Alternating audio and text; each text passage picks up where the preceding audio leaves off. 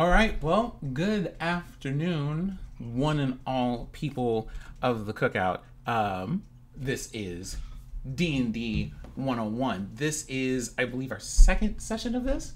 That we're going to be. Oh wait, our third one. This is number three. This is number three. Session of us.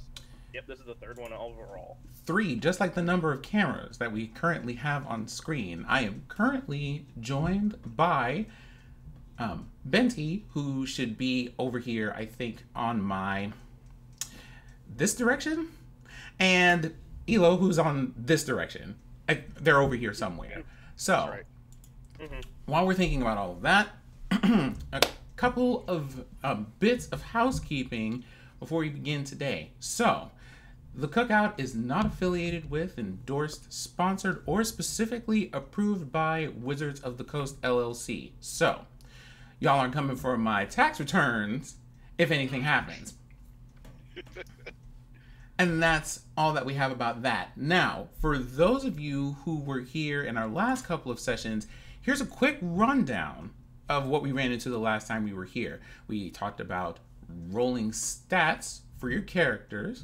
We talked a bit about races and the options that go with those. So things they get pluses at, things that they're normally good with or have things like proficiencies with because of their races.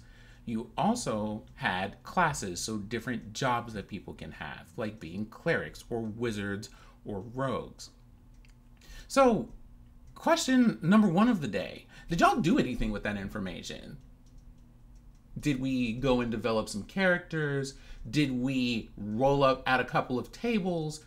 Did we grab ourselves a couple of books? Did you come and visit us in the tabletop channel in Discord? Because if you have not done those things, upgrade your life. I'm just saying, like, y'all, we out here just giving you all of this D&D wisdom and all of this other stuff, and I will be extremely petty. I'm talking like Telia petty out here if you're not out here trying to avail yourselves of this information. Okay? If you have any questions, please let us know. We're here to help and to make things fun. So today we're going to be talking about another three things, just some things to start thinking about as you work through your characters. We're going to talk about them. We're going to have little breaks in between so that we can give you time to chew on and process everything. Get your dice out. Get a piece of paper if you happen to have some. If you're at work, watch this VOD after work and do the work. I will be checking for you. There will be pop quizzes. And it's easy. It's easy and it's fun. And I know of at least one person that made a character after watching the thing. She was like, I never thought I could do it. And then she saw the D&D 101. I'm not gonna name her, but she was like, I started doing it, and now she's playing in the whole game. And she's kicking ass. So you could do it. You could have fun. You could roll dice with us. You could slay monsters with us. So today, in particular, we're going to be talking about spells. So we're going to talk about how the magic works.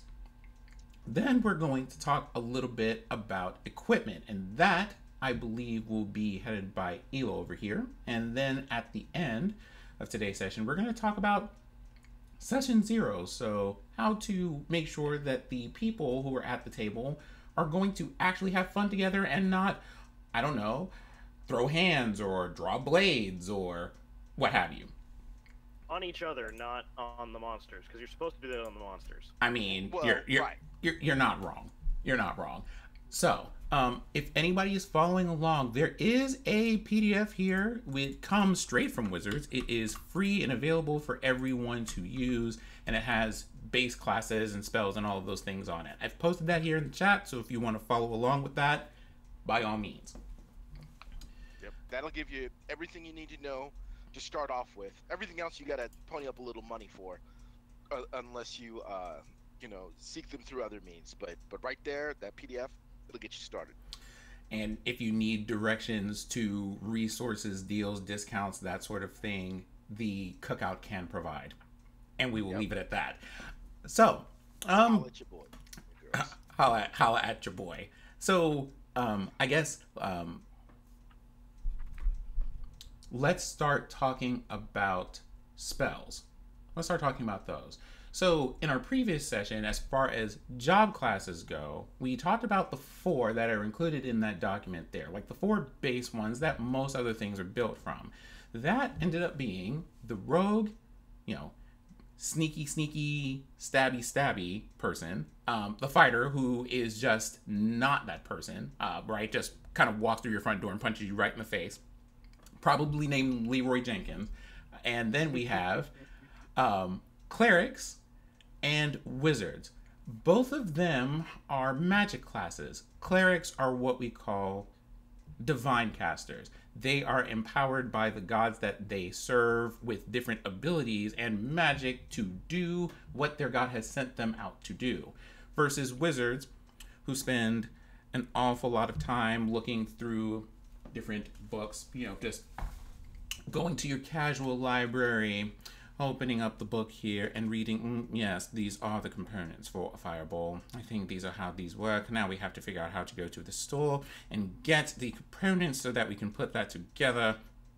Wonderful, right? That's how that works for these things. So with that, let's talk about how this stuff works for wizards, and then talk a little bit about how this stuff works for clerics. So, as a wizard, you have mostly intelligence is what you're going to be using for that caster. So the more book smart you are, the better things work out for you. Generally speaking, that's not to say anything about actually being perceptive or not being robbed, but that's a different thing that we'll let Benty talk about later. And as you're learning those, the magic that you have when you're looking these things up and reading does a couple of things.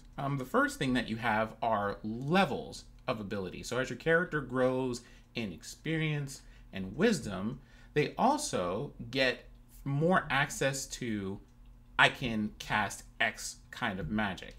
The first type or level that you start with is actually level 0. It's called a cantrip. You can just do these things because they are small and easy to do. You have practiced them so many times, it's boring. Things like, I have magic that will help me clean my clothes. I have magic that will make me loud so that people in a room can hear me. I have magic that lets me take a fire in my hand and make the shape of a horse because it's cool at birthday parties.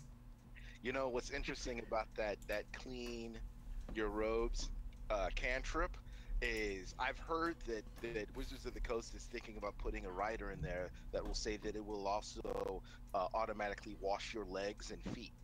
You know, just putting that out there for folks who might need guidance in that direction. But perhaps I've said too much. Can we get the fan again real quick? Yes. I'm just not prepared for these. Really, Benty, please. So you have those, but after that initial level, things get a little bit more focused and specialized. So each of your wizards has what they call a school, a type of magic that they specialize in. And if I remember correctly, in this base doc that we have here, there are a good 8 of them that we start with for doing things. Some of it is specializing in, hey, I want my fireballs to actually blow things up. I'm trying to be like the next Michael Bay. You also have abjuration wizards. You know, I don't necessarily want to do things. I just want you not to do things. So here, I'm just going to put up a shield here because just don't do things. You have illusions. This thing isn't here, or this thing is here, or you think it should be here, but it actually isn't. You have enchantments, which are normally used for empowering other things or giving them otherwise special properties, right? Things like, hey, if you use this sword, it also does cold damage or lightning damage, or it hits ghosts and other weird things, or that's one of the things it can be used for. Long and short for enchantment, have you played Skyrim? The other thing, of course, that it does is it makes you exceptionally charming so that you can enchant other people as well. Hey, I would really just like you to, I don't know, go buy me a beer. but I don't have the social skills that a bard has to convince you by normal friendship to go buy me a beer. So we're just going to use an enchantment instead. You're just going to buy me all the beers in town for the rest of the evening. Divination is one of those, I can see the future, but only 2 minutes in advance. For some people. You have necromancy. I don't know if I need to explain necromancy. Hey, there's a dead person over there, and it should do what I want it to do. Right. More or less. And then you have transmutation. Things like you exist, but I kind of want to change something about you. I would like you to be taller or shorter, or I would like you to be green instead of blue. That type of thing. Right. Or when you get really powerful, it's like, let me pull a rabbit out of this hat. Oh, look, now it's a dragon. Roll for initiative. So. Or you look at a dragon, and if you're particularly good at this and the rolls are kind to you, you just go, you're actually a rabbit. There you go. Now we're having stew. Now we're having stew.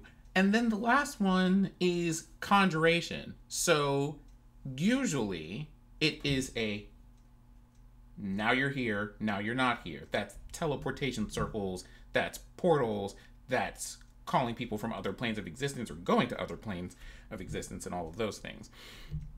So that's what wizards generally do. One of those things or a combination of those things. Normally they pick one to specialize in, but they can do spells from any of the other schools if they wish to. Older versions of the game used to actually impose penalties on trying to do that, but 5th edition does not do this. I see Benty over there being kind of low-key mad about that, but... No, I mean, it's interesting. Now, in 5th edition, the school is basically your specialization, right? You're good at this. But you can do the other stuff, it's just the stuff you're good at, you get bonuses. Right? Mm-hmm. So I like to set things on fire. I'm going to burn things. Oh, hey, you get bonuses for burning things. But you might not be as good as, like, charming people. It's hard to charm people when you set them on fire. This is fair. Also, I mean, just as a thought, right? I'm just, I don't know. I might have experimented a time or two in my teenage years. Lord have mercy. This tea is peach, by the way, in case anyone was wanting to know. So, those are the kind of schools that wizards get. Now, this is where we start talking about the spell level. So as I mentioned, that there was a 0 level for doing the simplest of things that require the minimum of magical energy. But then, after that point, your spells have levels. And so depending on the level of your character, you also get access to spells. The idea being studying all of these arcane runes and rites and gathering the components for these spells becomes increasingly difficult the higher these levels are, but also you have learned or practiced enough of your magic at these foundational levels to be able to reach out a little bit further into basically the arcane. If I remember correctly, wizards are arcane casters. Yeah. So we'll get to that one later. It's divine and arcane. And so when you read your spells as you have them, they come with a description. You'll find them in this document here, in the player's handbook, or anything else like that. And each of them will have a couple of particulars. One of them will be the title, just like the name of the spell. It's a light spell, it's an anti-magic field, it's a fireball, or whatever else. It will then tell you what level it is and what school of magic it is from. For example, if we use a spell like Aid, it is an abjuration. So we know that this spell is either going to help someone do something or prevent someone from doing something harmful. One of those two things. The next thing that you have is casting time. That tells you when you are in the middle of a situation, normally a combat situation where you would cast this. It tells you how much time it would take. Some of them it takes an action to do whatever that amount of time is. Some of them actually have like a listed amount of time. So it's an hour of in-game time or 10 minutes of in-game time or whatever those happen to be. Following that, they have a range. Like, this is how far you can be away from something and affect them with this spell. So hey, like you can't cast magic at someone halfway across the planet, but 3/4 of the way across the bar might work, depending on what kind of spell you use. And there are different things that everyone has a different range. There are things that you have that can increase your range too, that you get at later levels as well. And so you have that happening. The third thing that you have on your spell is a list of components. The components that you have for a spell come in 3 flavors. One of them is verbal, which means you cannot cast magic if you can't talk, right? You have to be able to talk in order to use this spell, whatever that might be. So if you have a spell that requires you to be able to scream and you're choking on grapes, you probably can't use it. Then you have some somatic spells. Usually this means that you have to be able to freely move. It's a hand gesture like you see in Doctor Strange, just having to be able to use a wand or things of that nature. Naruto thing, like yes, those things. Which, I mean, we know that's ninja magic, right? We know that, right? But then you have the last one, which is the favorite of some people, although you don't see it as often in games, which is the material components. And if something requires material, it'll tell you what that material is. So it is an item that you have to have that is usually destroyed or something whenever you use this spell. Like you use it and that item sometimes disappears unless the spell notes otherwise. Right. And that's like your typical like Eye of Newt, Wing of Bat, fairy dust and pixie toenails kind of thing, right? And then a lot of DMs that I've noticed will sort of hand wave it. Like I think 5e kind of assumes that as a wizard, Mm-hmm. you have the components you need to cast the spells starting off, right? You don't have to worry like, oh, I gotta go scrounge around a cave. No, you got that stuff. Well, But when you get higher level and you start casting bigger spells, like some of these spells require like a diamond. Any of the resurrection spells. Right, so you have to like buy that, or steal it, however you get. Or some of them are just like you have to find like a 100-year-old cypress tree branch or something like that, and you're just like, okay, well, like seriously though, where am I supposed to find this? That's also the point of the arcane focus, because the arcane focus for wizards is supposed to make it so that they can cast spells without needing the components, aside from like identify you need the pearl, or any of the resurrection spells you need the diamond. Right. But again, that's one of those things that, and when we get to session 0 we'll talk about, that's one of those things that it's really going to be just like inventory and some other stuff. How much of a stickler is your DM going to be? Like, is your DM going to be like, you need to write down every single spell component, if you use it I want to see that X, if you run out, well you're screwed. Or they're like, they're spells, you got them, don't worry. So but it's always good to be aware. And then you have the duration of the spell. Just if you do this, how long does it last? Is it instantaneous, like it just does a thing and then it's gone? Is it an effect that lasts for a long period of time, like an hour? Is it 2 hours? Is it as long as you can continue holding your focus on it up to a certain amount of time? Is it only once per day? That type of thing. And then you have like the description of what the spell actually does. The spell does this. It lights up a room. It creates 4 miniature lights that follow you around that can take any shape you want. It creates a fireball that blows a hole in the wall or the floor or anywhere that fireballs go, because wizards. Including around corners. Including around corners, and if you like them, sometimes around people. Right, if you got the thing that says, I get to burn. Although, I personally feel like if you're a wizard and you're fireballing somebody and your companions happen to get in the way, they knew the risk. Those are like the big beefy guys, they gotta get placed on fine. It's just like, yeah, but what does that mean for the rogue that went in there? He could dodge. He or she could dodge. They'll be fine. Just like tuck and roll. Like you've dodged knives before. If you can dodge a knife, you can dodge a fireball. You could dodge a knife. You could dodge a fireball. Print it. I don't think that's how that works. I don't think that's how any of this works. Listen. All I'm saying is, if you're the wizard, You got your fireball primed and ready. All the bad guys are clumped in a row, and your warrior Leroy Jenkins it over there like a dumbass. No, I mean, like, listen, you only get the one warning. If I'm, like, whistling at you, if I'm, like, using miniature spells to tell y'all I'm about to drop a fireball there, that's your fault. I'm just saying. That's why they got all them hit points. With that in mind, your spells have one extra thing. Normally the descriptors, and then what I'll call extras. So some of them have notations that say, as you grow in levels, the spell grows in damage. Normally your cantrips do this sort of thing. So like I can shoot a beam of freezing cold that will do 2d6 damage until I hit level 5. Then it goes to 3d6 damage.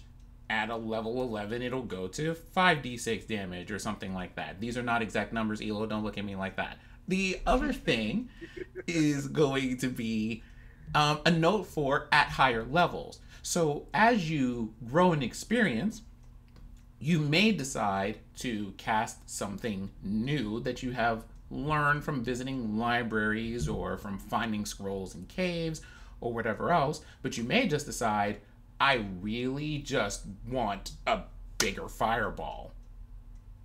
And you can do that. It will have notes on if you decide to use one of your higher levels of spell casting to use this spell, it just does more damage. Benty, where did you go? Benty has done a thing. Hold that thought for a second.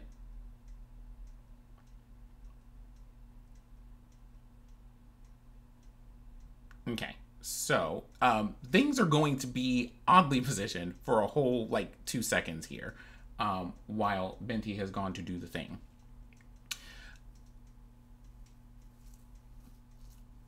Yeah, and he didn't say anything. All he did was raise a finger. I'm up here. So there's a thing.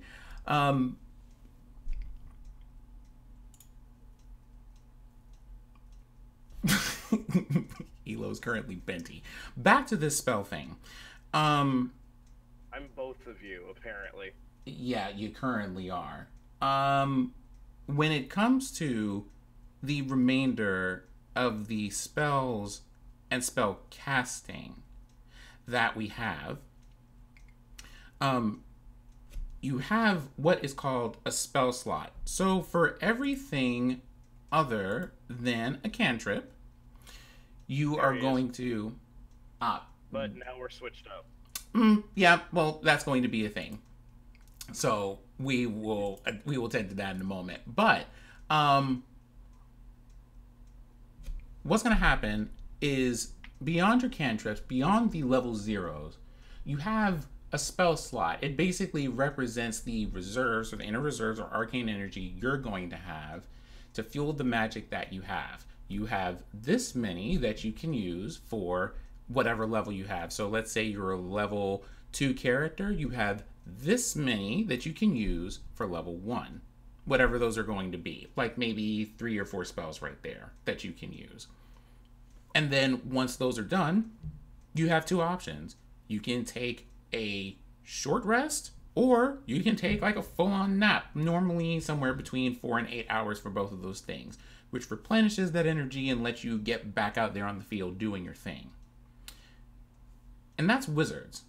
If you're a cleric, however, things function generally the same for your spells. You have like whatever your low-level cantrips are. Sometimes your devotion to whatever your deity is will give you extras. Hey, this is the person that you serve, and therefore these spells are available to you where others might not be, depending on what you have. If you have, like if you're serving a god of light and life, you're probably not going to get spells that just do things like smite people dead. I mean, unless you happen to have that one. The other thing unless that's the kind of thing you're into. Unless that's the kind of thing that you're into. We don't spell shame around here. The other thing that you're going to have with your I am. I'm cosplaying. Like, let me tell you about how the cosplays are on point too, by the way, V. But the other thing that you're going to have as a cleric is the in-betweens of what happens as you level. So as a wizard, I have this amount of spells. I have 3 or 4 of them, and I have to have forethought and plan for the day. These are the ones that I'm going to use and commit to memory. I have the whole book right here, but like if someone is looking at you at knife point or sword point or what have you, you're not going to pull out a book and start trying to study a spell right there on the spot, right? You have that list of things that you've set aside to memorize. Clerics are just like, well, I mean, I could be more prepared for these things, but that's God's job. So they just go out there and they handle business. And as they level up, wizards are still like, I am going to sit here. And again, yes, we need to consult the Lexicon Arcanum, page 234, where we are going to be doing these things. We're going to be in... If you have a DM who dislikes you, they'd be like, well, you have to find that spell. It's not in your book. You got to go out there in the world and go and research it. Or steal it. Or kill a wizard and take his. I mean, we're not going to talk about the drama that would cause, but it would be kind of fun depending on the DM you get. But you have these spells that you study and you read.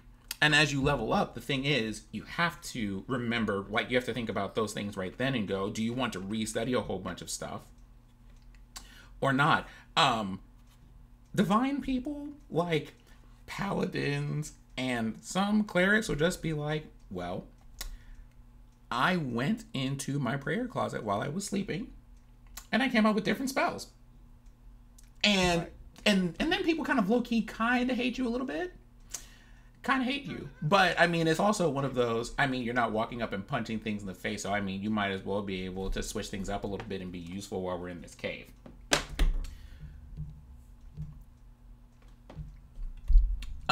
Where wizards have schools of magic, clerics have domains. So we've talked a little bit about wizards. We talked about how those two compare. We're going to focus on clerics here.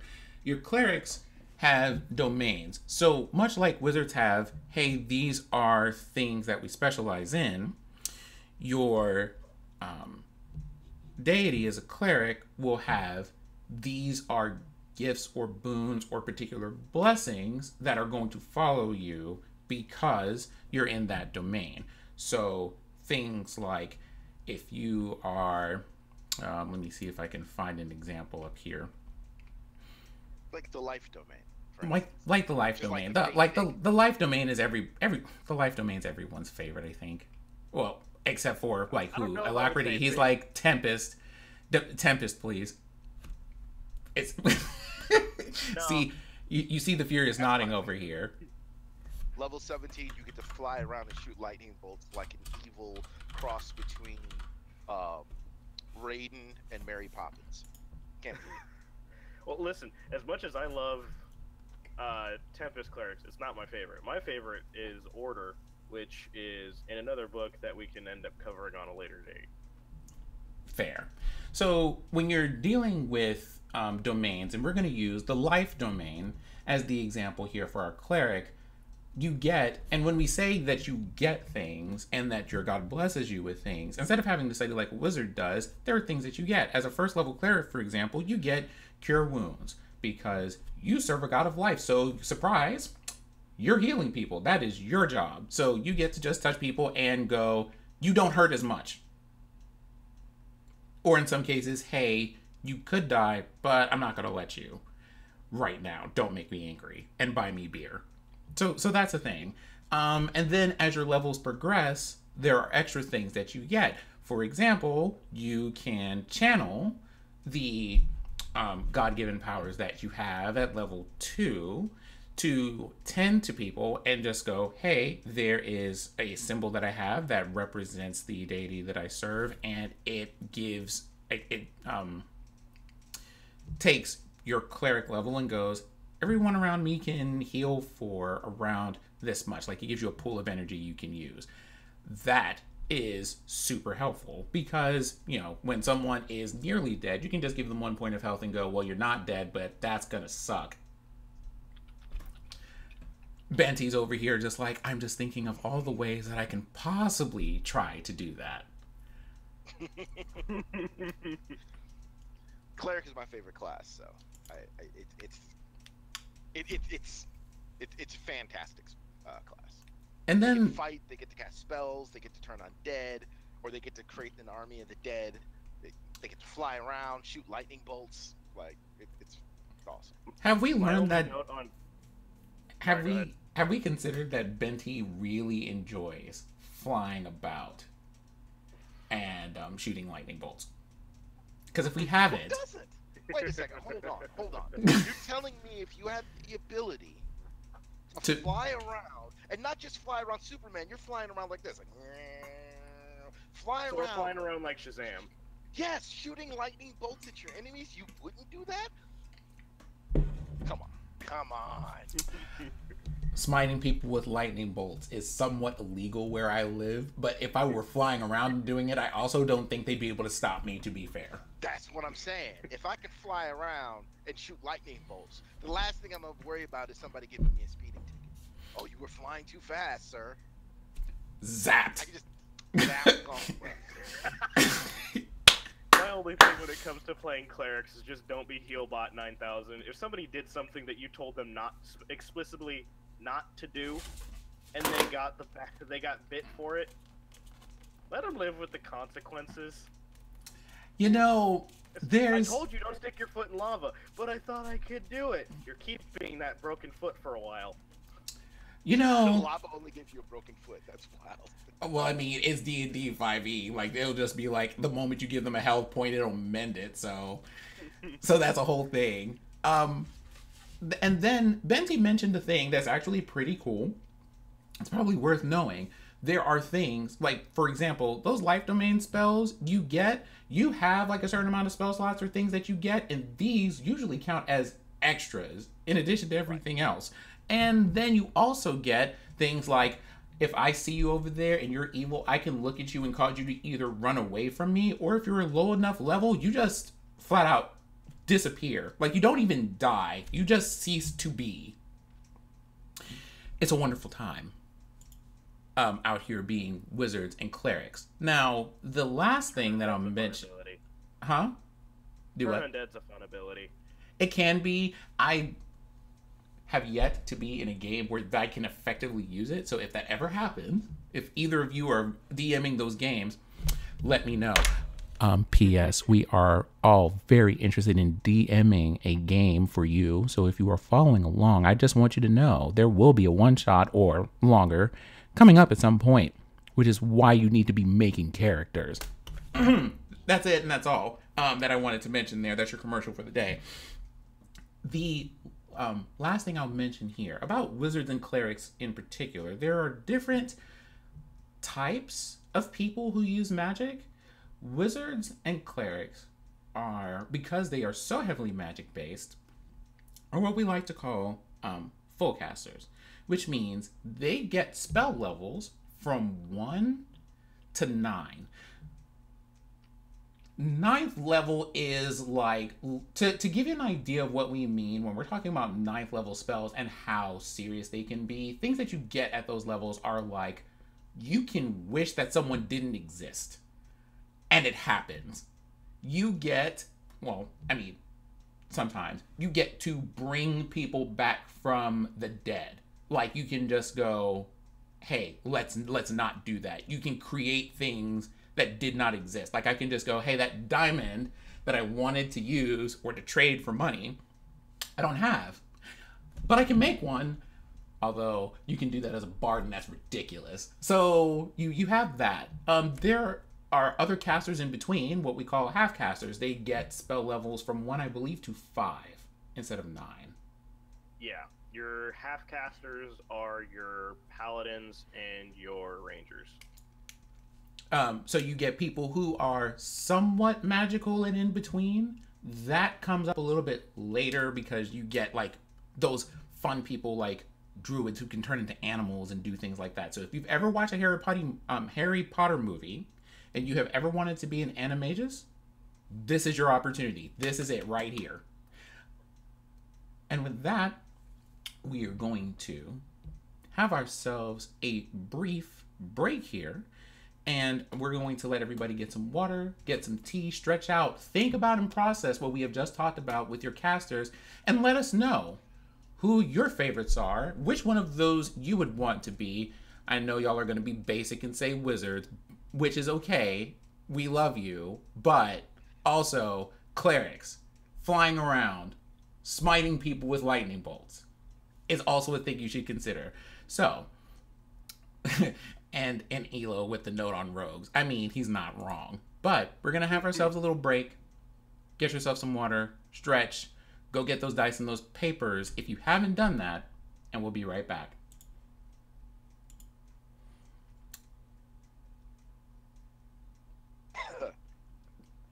Go get a plate. Sorry about the camera. Oh, I think they, hold on for a moment. Okay, hold on. There we go.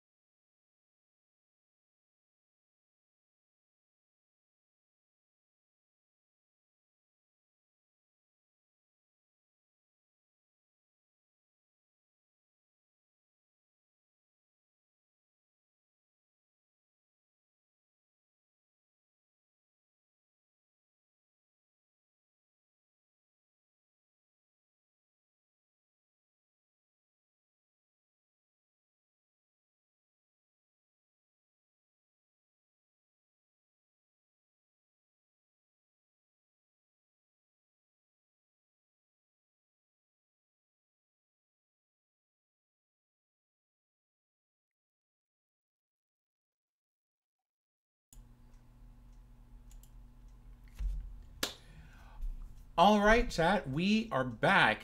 The cosplay continues. So I believe at this point, I have returned back to my normal and natural state. Elo and Benti are cosplaying as each other.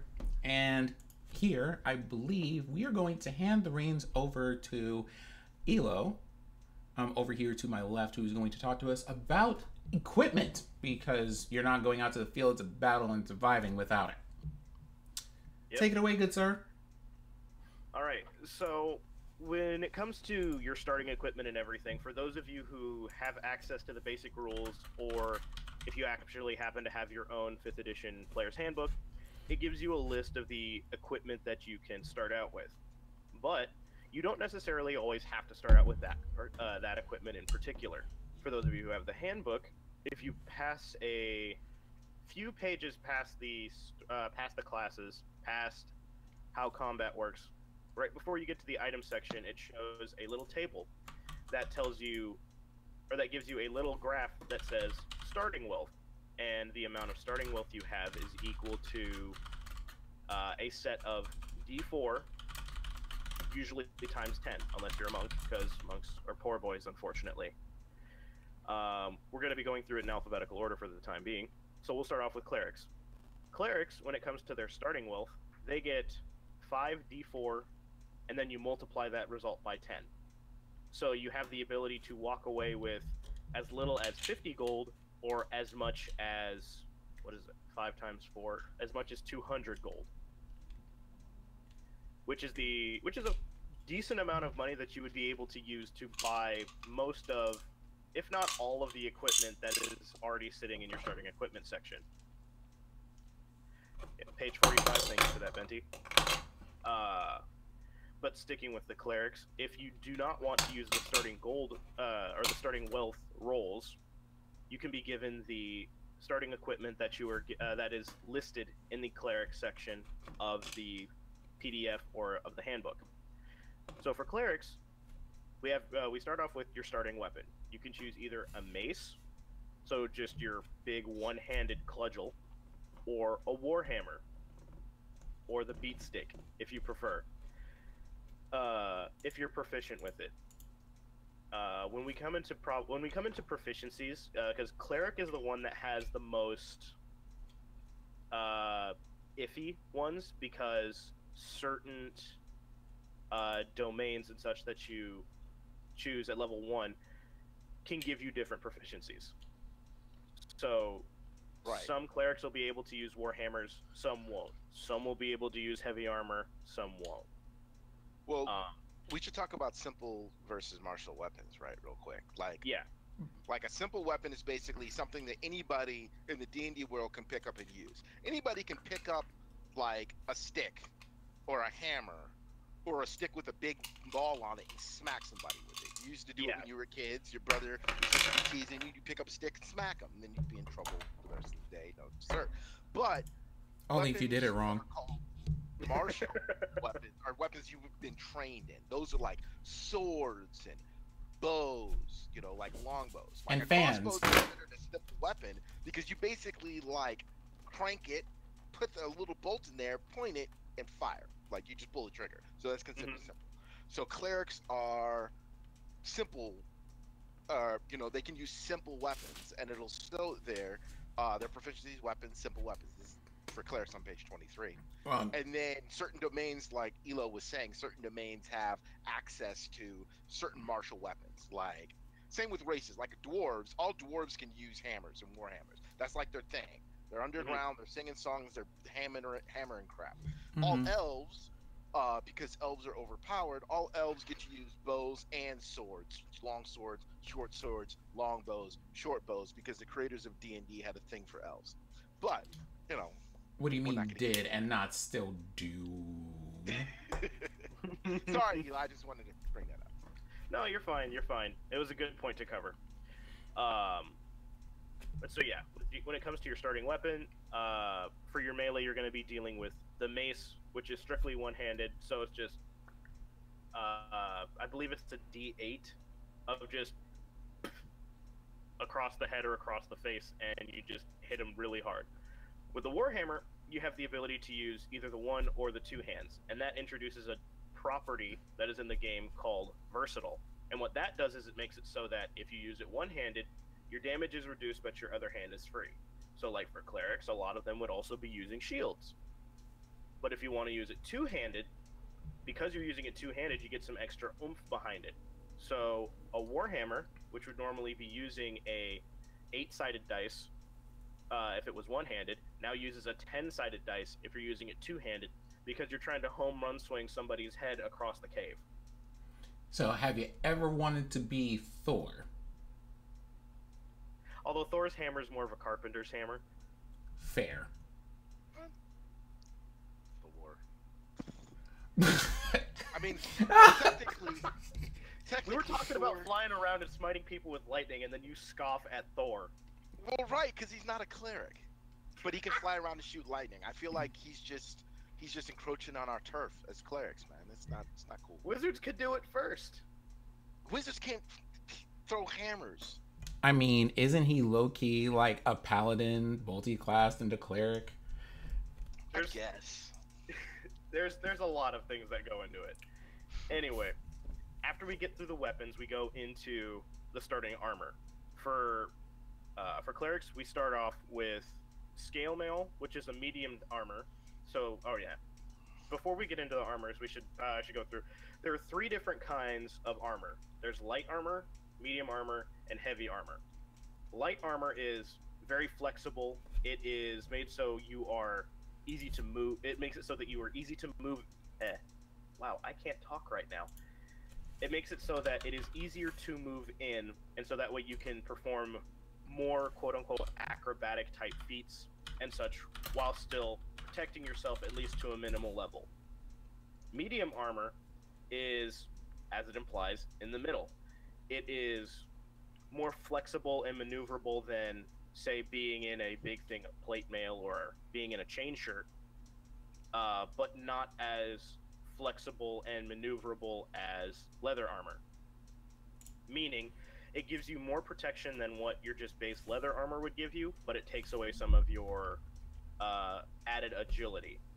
And then there's heavy armor, which is your plate mail, your chain mail, your scale mail, just any kind of your stereotypical like knight or paladin, somebody who is just head to toe in metal, is heavy armor. They can't move around very easily, but good luck actually hurting them, because they've just got so much metal covering everything that a lot of the time the best you're going to do is just maybe cause a slight ringing in the ear.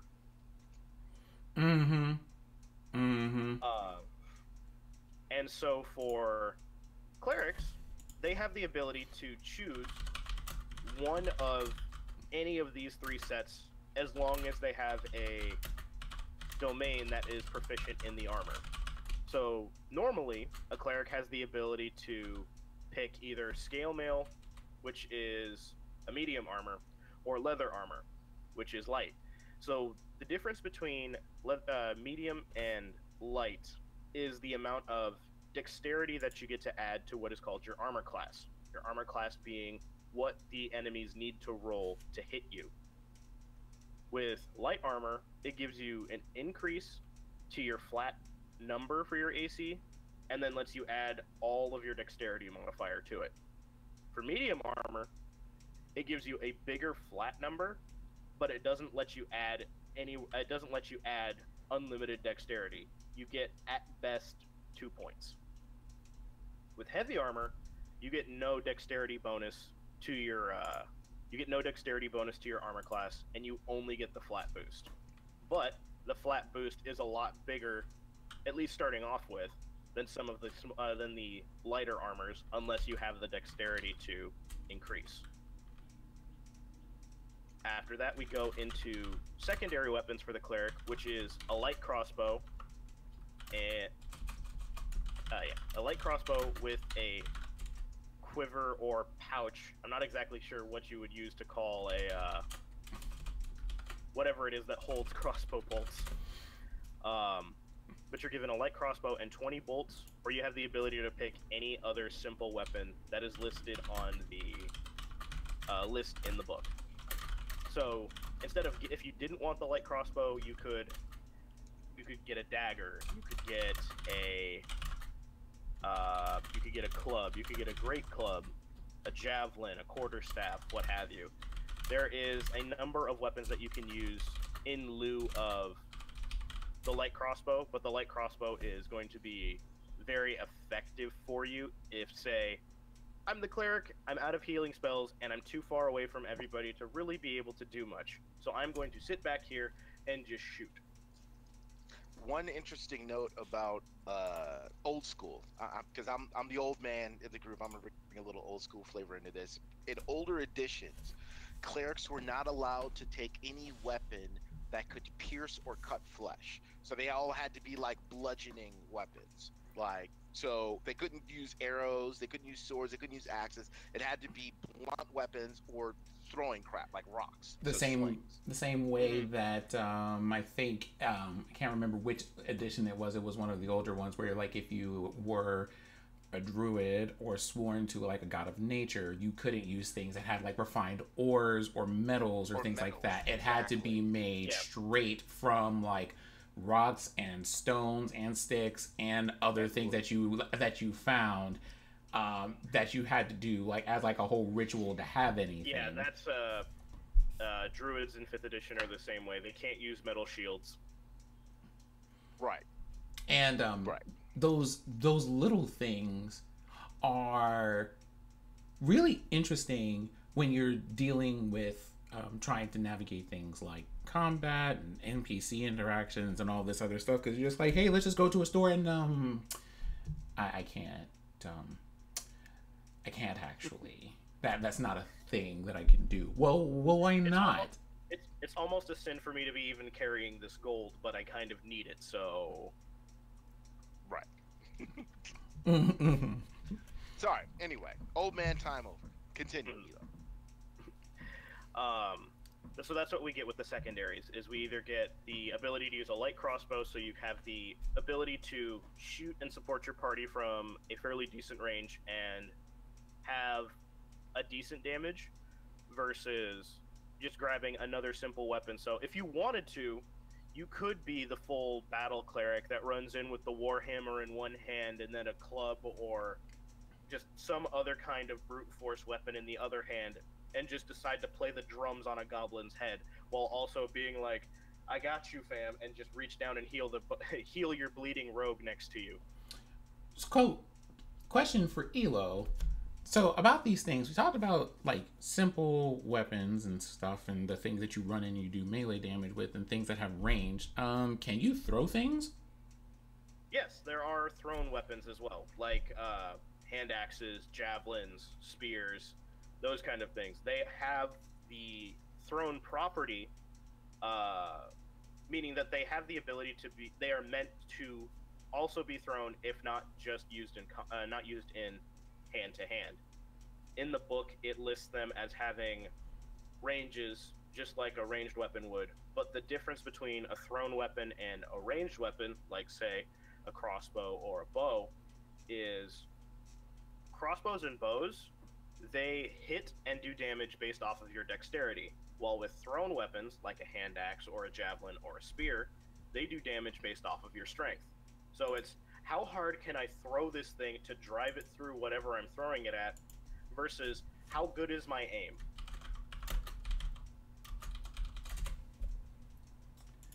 What if you throw really hard but have really bad aim?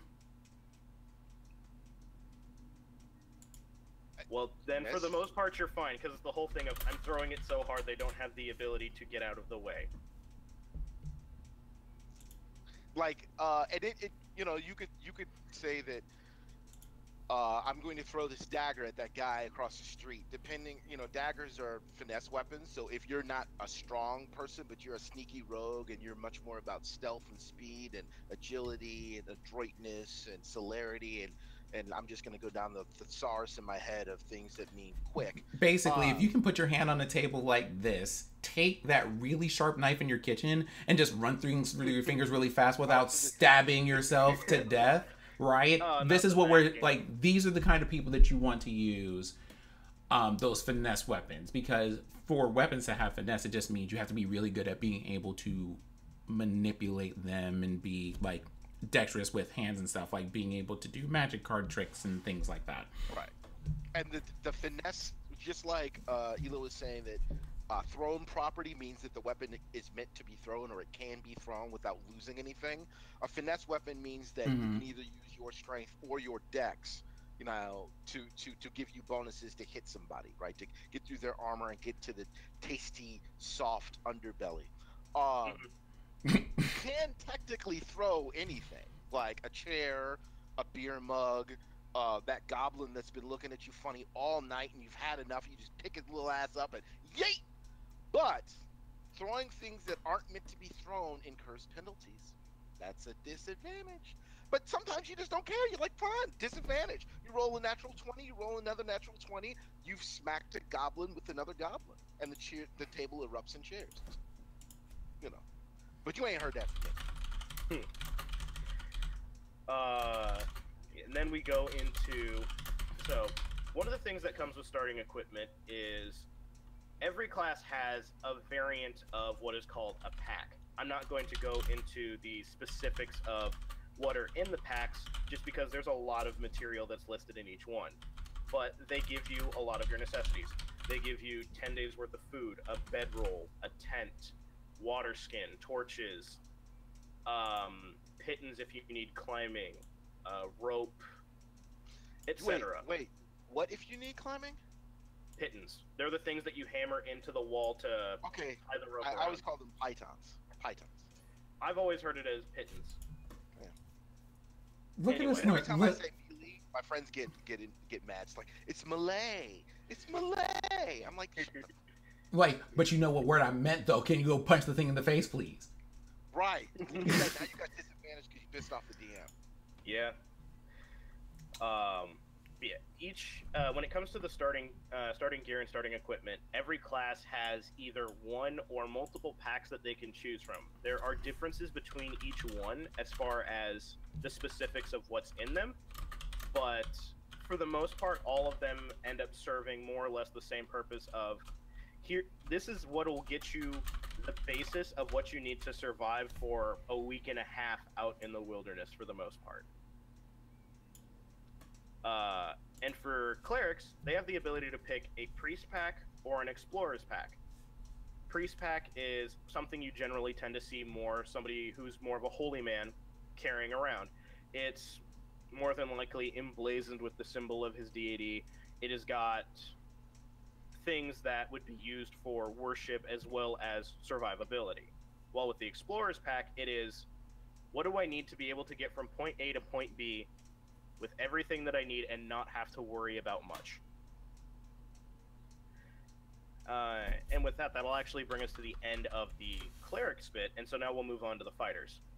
I'm going to kind of cut things a little bit short with this, is just saying that of the 4 classes that we have listed in the basic rules, so the cleric, the fighter, the rogue, and the wizard, clerics, fighters, and rogues, when it comes to their starting wealth, all have 5d4 times 10 for their starting wealth, meaning that all of them have the ability to get as little as 50 gold for starting wealth, or as much as 200. While a wizard has 4d4, meaning that they can start off with 40 gold or 160 gold, or anywhere in between. But now we're going to be moving on to the fighter's equipment. So for fighters, when it comes to their starting equipment, is a rare case where they are prepped to be able to be either the Leroy Jenkins heavy armor, I'm just gonna run in and smash everything in my path kind of strength fighter, but they also give you the equipment and tools necessary to be able to be like, you know what, I don't want to do that. I want to stay fluid in my movements while also still being a very impressive and imposing force on the battlefield. So they also give you the equipment that if you wanted to, you could also be a dexterity-based fighter. So when it comes to the armor, fighters, for starting off, they have the ability to choose either chainmail, which is a heavy armor, or leather armor, which is light. So again, going back to the armor, chainmail is a flat. Chainmail being heavy is a flat number to your AC bonus, which I want to say is a 16. Yep. Meaning that on a 20-sided dice, the DM has to roll a minimum of a 16 to be able to actually hit you. And then with leather armor, it is it gives you a +1 to your AC, and then adds your dexterity modifier.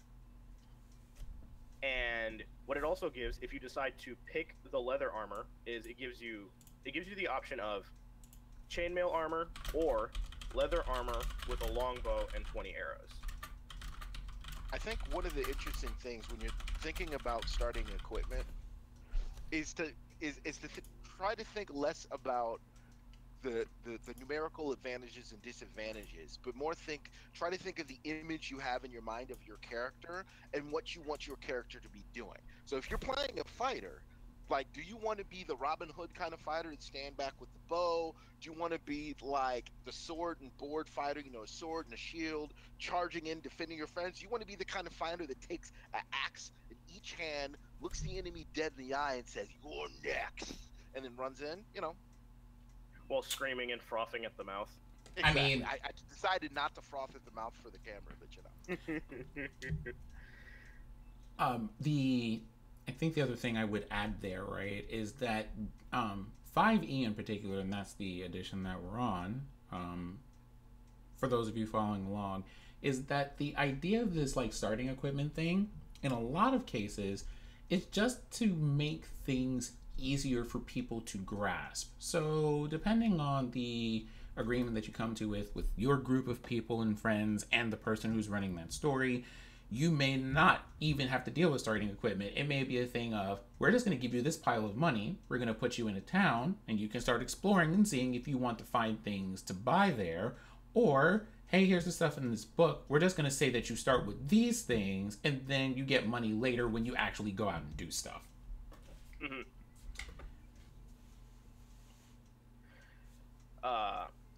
Yeah, so that's going over the armor minus the shield that a fighter can get.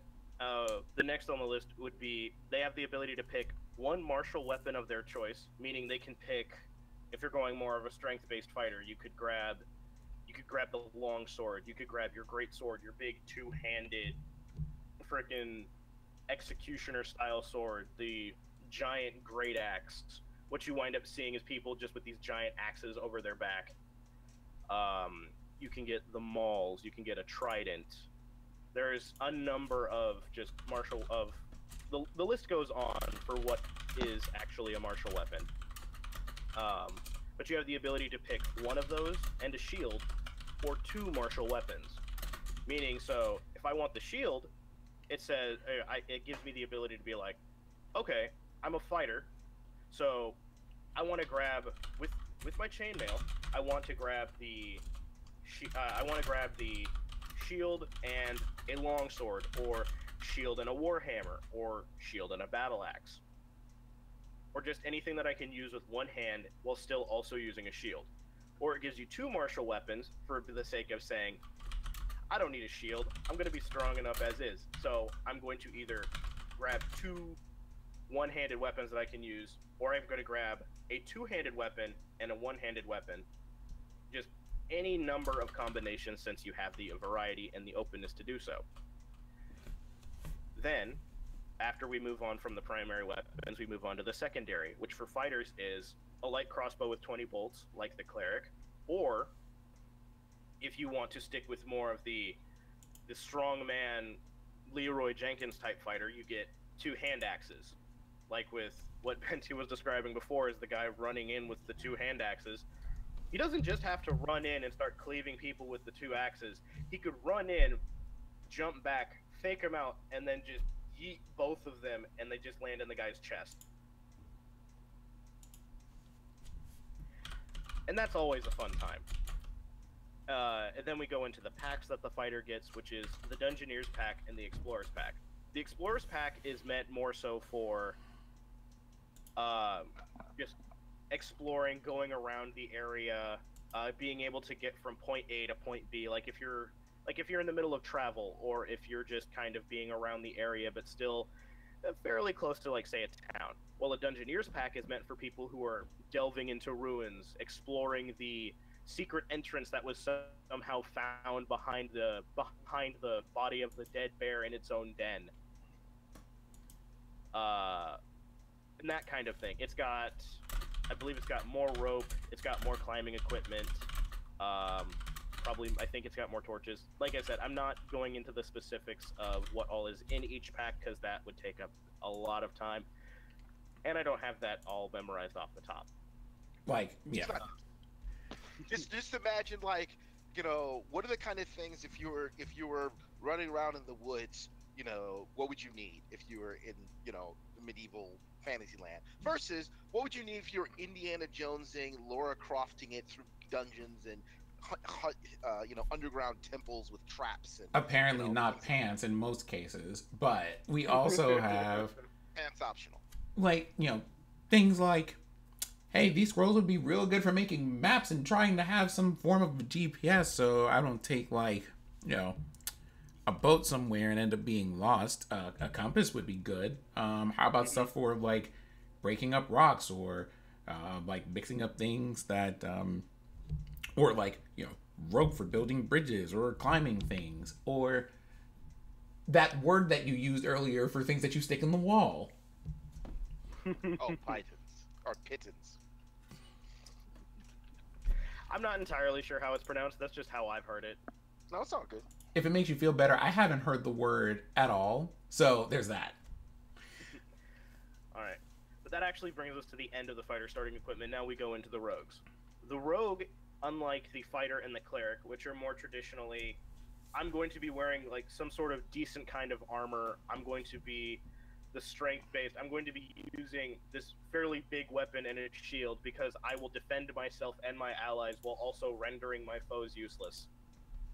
The rogue is, yeah, those guys are taking care of that. I'm gonna sneak around from behind and get them in the sweet spot. So for a rogue, their primary weapon is, they have the ability to choose between a rapier and a short sword.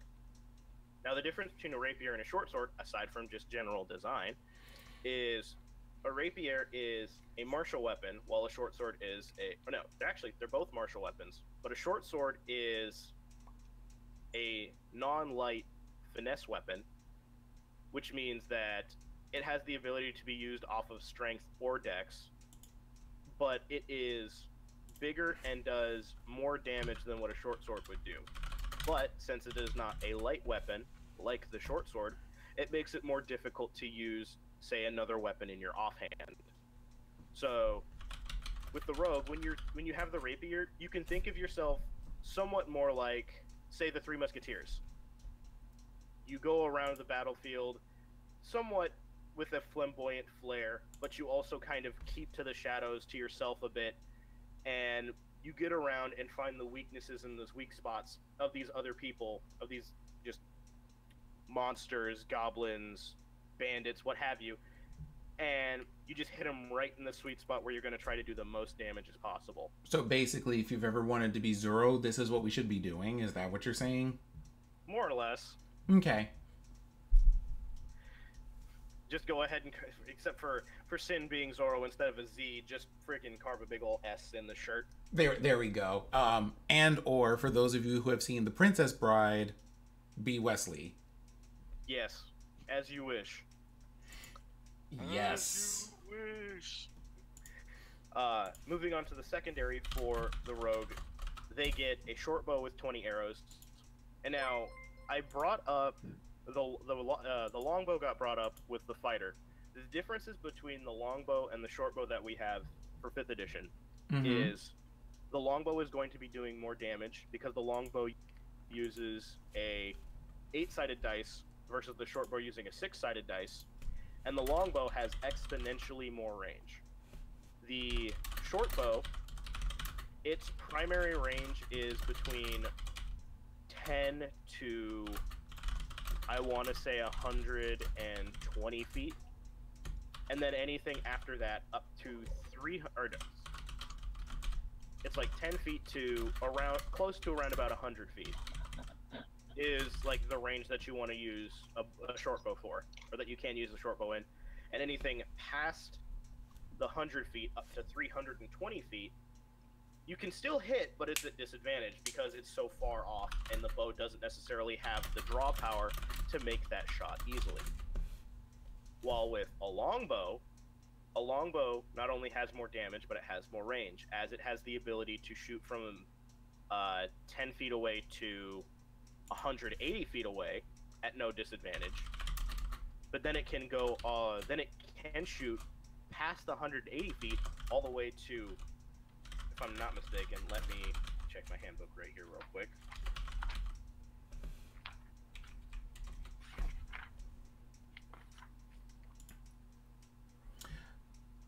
So, 150 feet is the maximum that you can have without disadvantage, and then anything past 150 feet to 600 feet is still within your range, so you have the ability to hit it, but it will be at disadvantage. So if you've ever wanted to try to snipe somebody from 2 football fields away, you want to go with a longbow.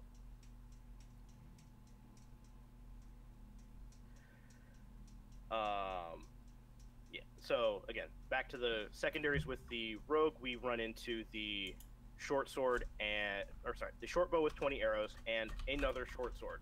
So instead of being the Zoro-esque kind of rogue that you would normally see with the rapier, you could be the one that runs in with the 2 smaller short swords. Since they are both light weapons, they can be used as such. Just right out of the gate from the beginning of the game, you can just use the 2 of them. And then, moving on to the equipment, rogues are the only ones that start with what is known as the Burglar's Pack, obviously, since they're the only ones that are inherently going to be burgling thieves and burgling. Some of the things that are one of the main things that differentiates a Burglar's Pack from the others is the fact of the contents.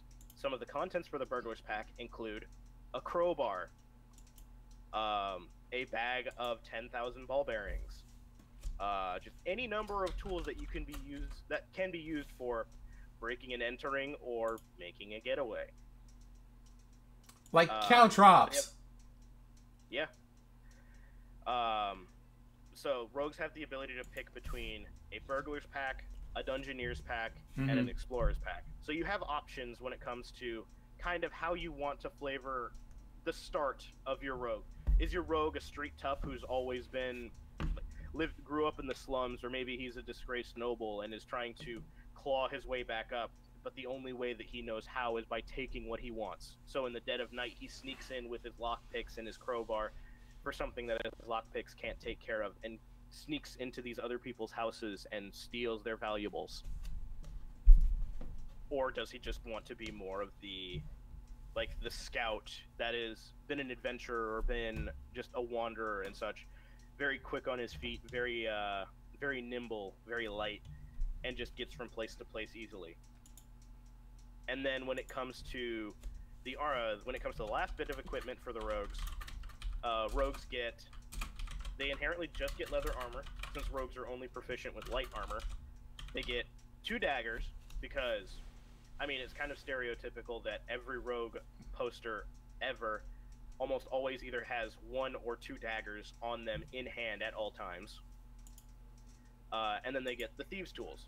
Your thieves' tools are your lock picks. It's kind of just like it's essentially like your Swiss Army knife for being a thief, or for being a rogue. You have the ability to pick locks, you can disarm traps, you can open chests, you can just do any number of things that you can think of that would specialize more or less in sleight of hand and being good with your fingers. Well, we have all sorts. We have we have a pack and tools for just about everything. So if there is a final consideration that we want to leave people with these packs and picks for things, what would that be, Mr. Elo?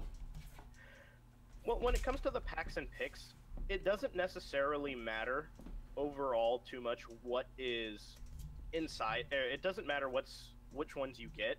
It's more so just what one with its contents do you think would best fit the character for their backstory, for when they're joining. Since this is the starting equipment, this is what you would be getting at the very beginning of the game. Whether your campaign starts at level 3, level 2, level 1, what have you. If you are using the starting equipment, it doesn't necessarily matter which one you pick. It is all based off of what inside it best fits and describes the upbringing or the backstory or just even the recent events of what has happened to your character.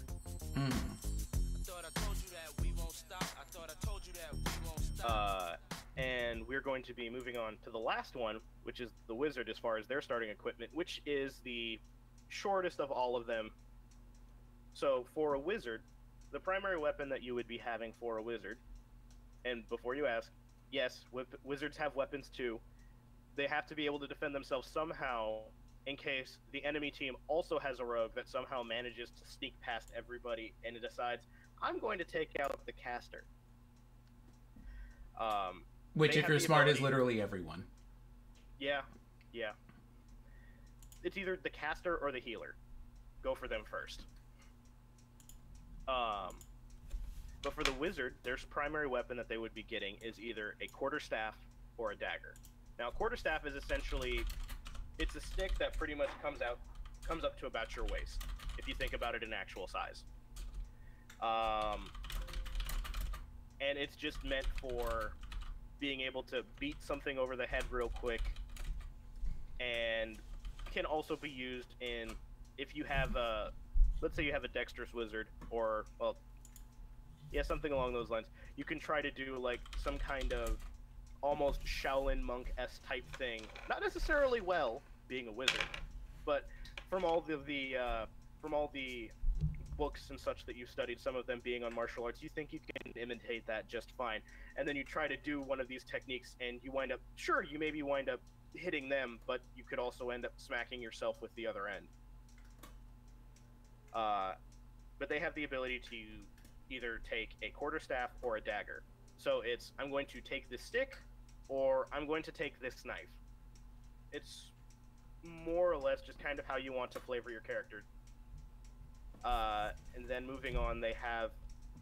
Now this goes back to with what Sin was saying with the components for your spells. If you need material components, a wizard at the beginning of the game has the ability to pick either a component pouch, which gives you essentially all the components that you would need for your low-level casting and everything. It has your Eye of Newt, your Wing of Bat, sulfur, any number of things really that would be in theory used for spellcasting.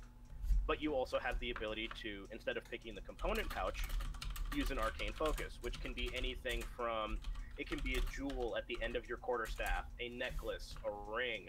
It could be some sort of headdress or crown, just something that you would be using to more or less channel your arcane energy through, as opposed to using the components like that was written down in the books and such that you studied. You found yourself to be above all of that, or maybe you just didn't have the finances to do it.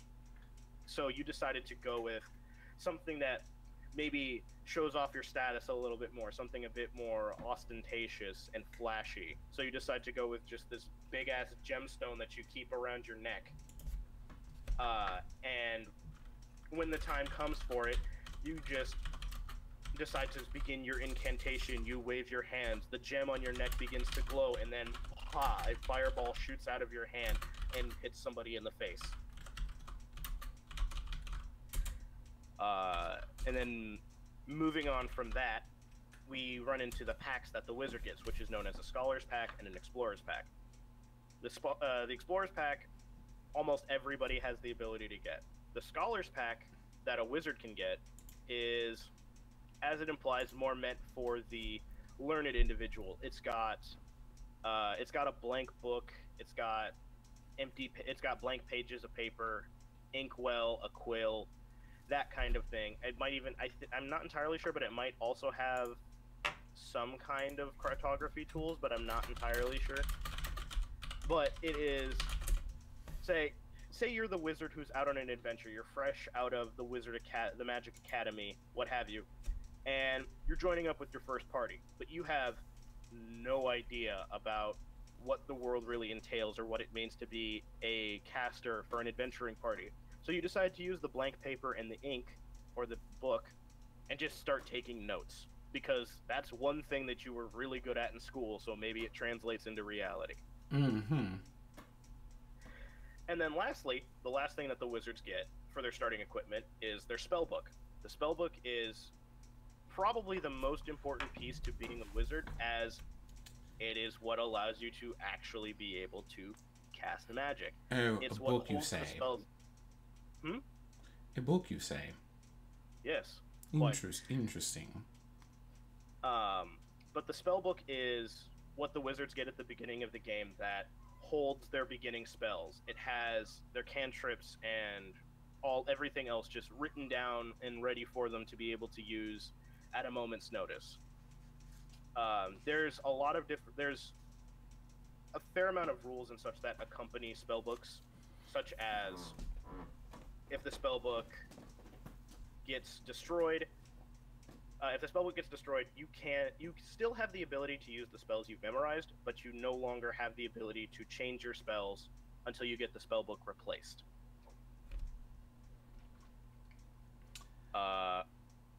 And BS, Benty's evil, which means if you try to replace it, it's going to take you an arm and a leg. You crossing country, you talking to like 5 different tribes of people. You getting a special tree to make this one particular type of paper that holds arcane energy with a special type of ink. Like me, I'll just be like, "Oh, you accidentally found an exact copy and replica of your book in a local library." No, that's not how I do. So for me, I think part of the allure, and then we'll get into this when we do the session 0, which we're gonna get to pretty quickly here. But part of the allure of creating your character is putting unique touches on your character. And one of the things that I think can be very unique to a wizard is how the form of that spell book. Like I had a wizard, a gnome illusionist called Zabarats, and his spell book wasn't a book at all. It was a cylinder. Think of like a 3-dimensional abacus with little bone chips with runes on it, and he would add new runes as he learned spells. And to get spells out, he would flip and manipulate the cylinder and the chips to form out words, and those would be his spells. Like it functions like a spell book, but it's unique to him. You know, so you can do some interesting things with that. Yeah. That actually brings us to the end of the starting equipment. Since we were just going over the base 4 classes, that's all that they had written down and everything, and I tried to at least give a brief description and everything as best I could. So, if I'm not mistaken, now we'll be going on another quick short break, so go ahead and if you need to get a refill, go ahead, refill the water, stretch everything out if you need to, get up, move around, get the circulation going. And also think about how you are putting this in the character sheet that you should have been filling out now for the last hour and 26 minutes. We're not playing with y'all. We're coming over there in the tabletop chat and asking you about this stuff after this cast. Also, if you have a Twitch account, you can get into the free version of the D&D Beyond, which will allow you to build basic characters, and you can see all this in there. It makes it very easy. So check it out. You can log in with Twitch just like you're logged in now, and check it out. Absolutely worth doing it. And with that said, we're going to have ourselves a small intermission, and we will be right back.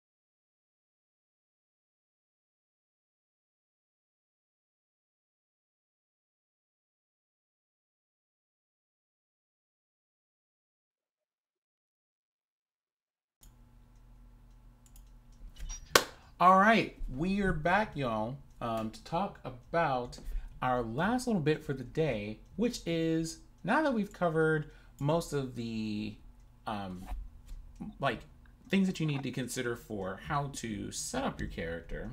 We're going to have Benty here share his many years of wisdom on how to handle the first session that you have, which goes better by the name of, I do believe it is session zero. So, Benty, if you would.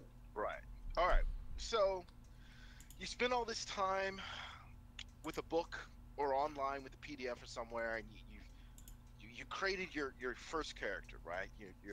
Your Arkosh, the simple-minded. Your Kaifus, the powerful. Your Tailwind, Two Fist, whoever, right? You've rolled out your stats. You've got your race picked out. You've got your abilities. You've got all the things down. You've bought your starting equipment. You've got any spells that you need, in your spell book or your list of spells you could pick if you're a cleric. You've got all that. You've got a backstory. You've got a background. You've got all these things that make your character work, right? You've thought about where the character came from, what the character might be doing, and you go to your first game, and your character is, a fighter who likes to face people head on, get into battles, like hack and slash and, drink the blood of your enemies and all this stuff. And the DM says this is going to be a low combat campaign, lots of political intrigue and sneaking. And you're looking at the DM, and the DM's looking at you, and then you look at your character sheet, and your character's looking at you, and you're like, well, what the hell? This is why session zero is so important, right? So a session zero is basically where the players and the DM get together, and they talk about the expectations for the game, right? And there's a lot of things that can happen in a good session zero. I wish when I started playing D&D that I knew what a session zero was. It would have made a lot of games really flow better. But it sets the expectations not only from the DM's perspective of what the game will include, but from players' perspectives of, okay, this is the kind of game the DM wants to play. This is the genre. This is the style we're going to play. And I know that these are the players, these are the characters in the game, and we can start making these connections between players and characters to sort of give them more depth, right? So when we talk about genres in D&D, right? There's so many ways to play D&D. There's almost an infinite number of ways to play D&D. Probably the most common is a straight up classic high fantasy, romp. You meet up at a tavern, somebody in a corner, a dark stranger in a corner gives you a quest or sends you off to do something. You go off on an adventure into the wilderness. You fight some monsters. You find a dungeon. You go into the dungeon. You fight some more monsters. You level up. You come back, and continue. Right? But that can be played as a dark, hard fantasy where healing is difficult and where the sky is always blood red and the monsters are dark and evil and things break and it's hard and nasty. Or it could be played more bubblegum. The monsters are all kawaii, like the spells have interesting effects. All the innkeepers always have everything you need. Treasure's plentiful, and anywhere in between. It could be played slapstick. It could be played serious. You could be playing more to the investigative nature, figuring out crimes and plots, or it could just be like grab a beer, grab some chips, roll some dice, kill some monsters, get some treasure, let's go. Right? But knowing what that is up front helps you as a player sort of either construct your character, like how your character is going to play, but also talk to your other players, like the other people in the group. So if you have a character that has a background, and you had this detailed background on how you wanted your character to work in the game, and the DM says, well, this character is good, but the background doesn't quite fit. Maybe the session zero is a place where you and the DM and you and the other players can sort of tinker things, right? And that's why it's very important, I think, when you're playing D&D, to not only have a zero, but not have a complete set in stone idea of who your character is and what your character wants to be, because that way you can change a couple things here and there and fit it into a new campaign. Right? So a session zero allows you to establish, all right, what are the rules going to be for the game? You know, as a player, we're talking about this from the player's perspective. Running a session zero from a DM's perspective is also important because you're focusing on other things, right?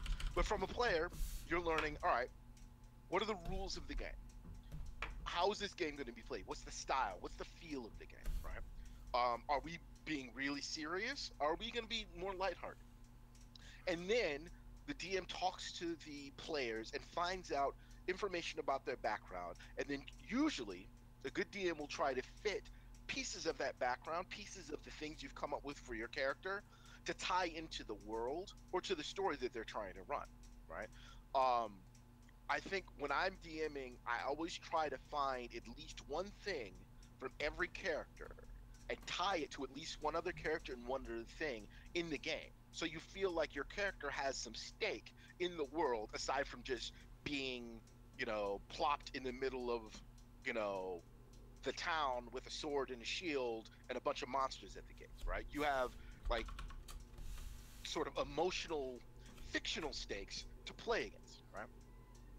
Um, and that really takes a little give and take between the DM and the player. So you might have a really, really intense background, like your character did all these other things, and now your character's here, and that might not fit with the DM's vision of the world. So as a player, if you want to play with that group, the session zero is where you decide, okay, I really like this character, but this character doesn't fit. Maybe I should make another character. Or the game that this group is going to run, it sounds interesting, but it's not something I want to play right now, right? So the session zero allows people to sort of bow in, bow out, change their minds without feeling like, okay, I've committed to however long this game is, and I really don't want to play it because these guys are crazy, right? Session zero hopefully allows you to see some of that.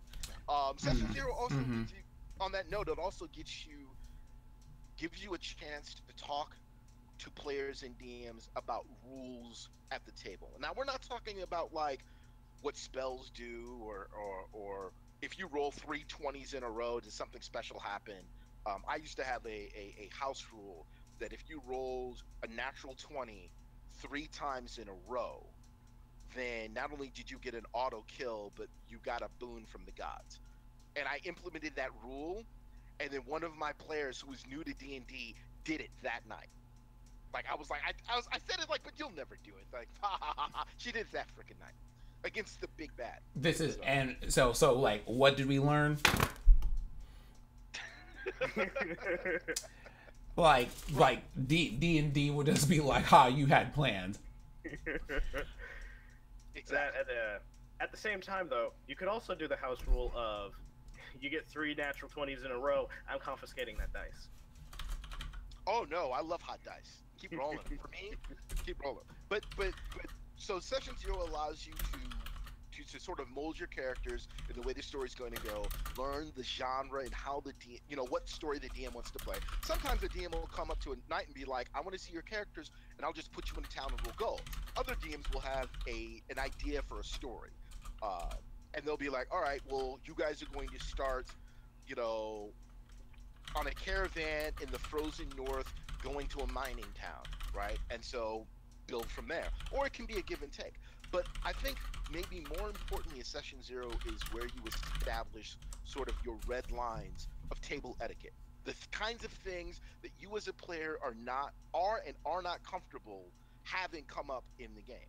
So some games can be very mature, dealing with mature subjects, whether that's sex or racism or politics or graphic depictions of nudity or violence or gore, and I think it's very important as a player, if something like that is uncomfortable, that you make that known up front. Like, hey, I'm uncomfortable playing in games that have this, right? So as a group, you and the other players and the DM can decide, all right, well, what is allowed and what is not allowed at this table. Like, I personally do not like to have explicit depictions of sex at my table. It's not something I allow. It's not something I want to do. And I also do not allow torture.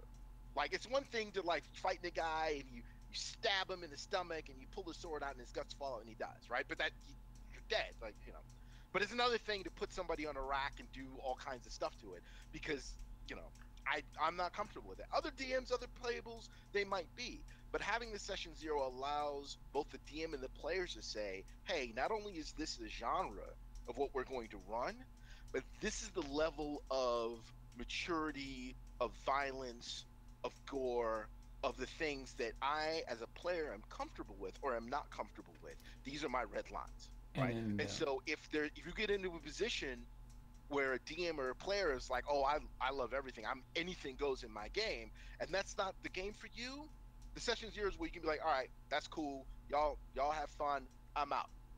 I think it is really important as new D&D players that you find a group that you are comfortable with, right? Because D&D, played well, can be very revealing of how people are, of things that motivate people and the things that demotivate them.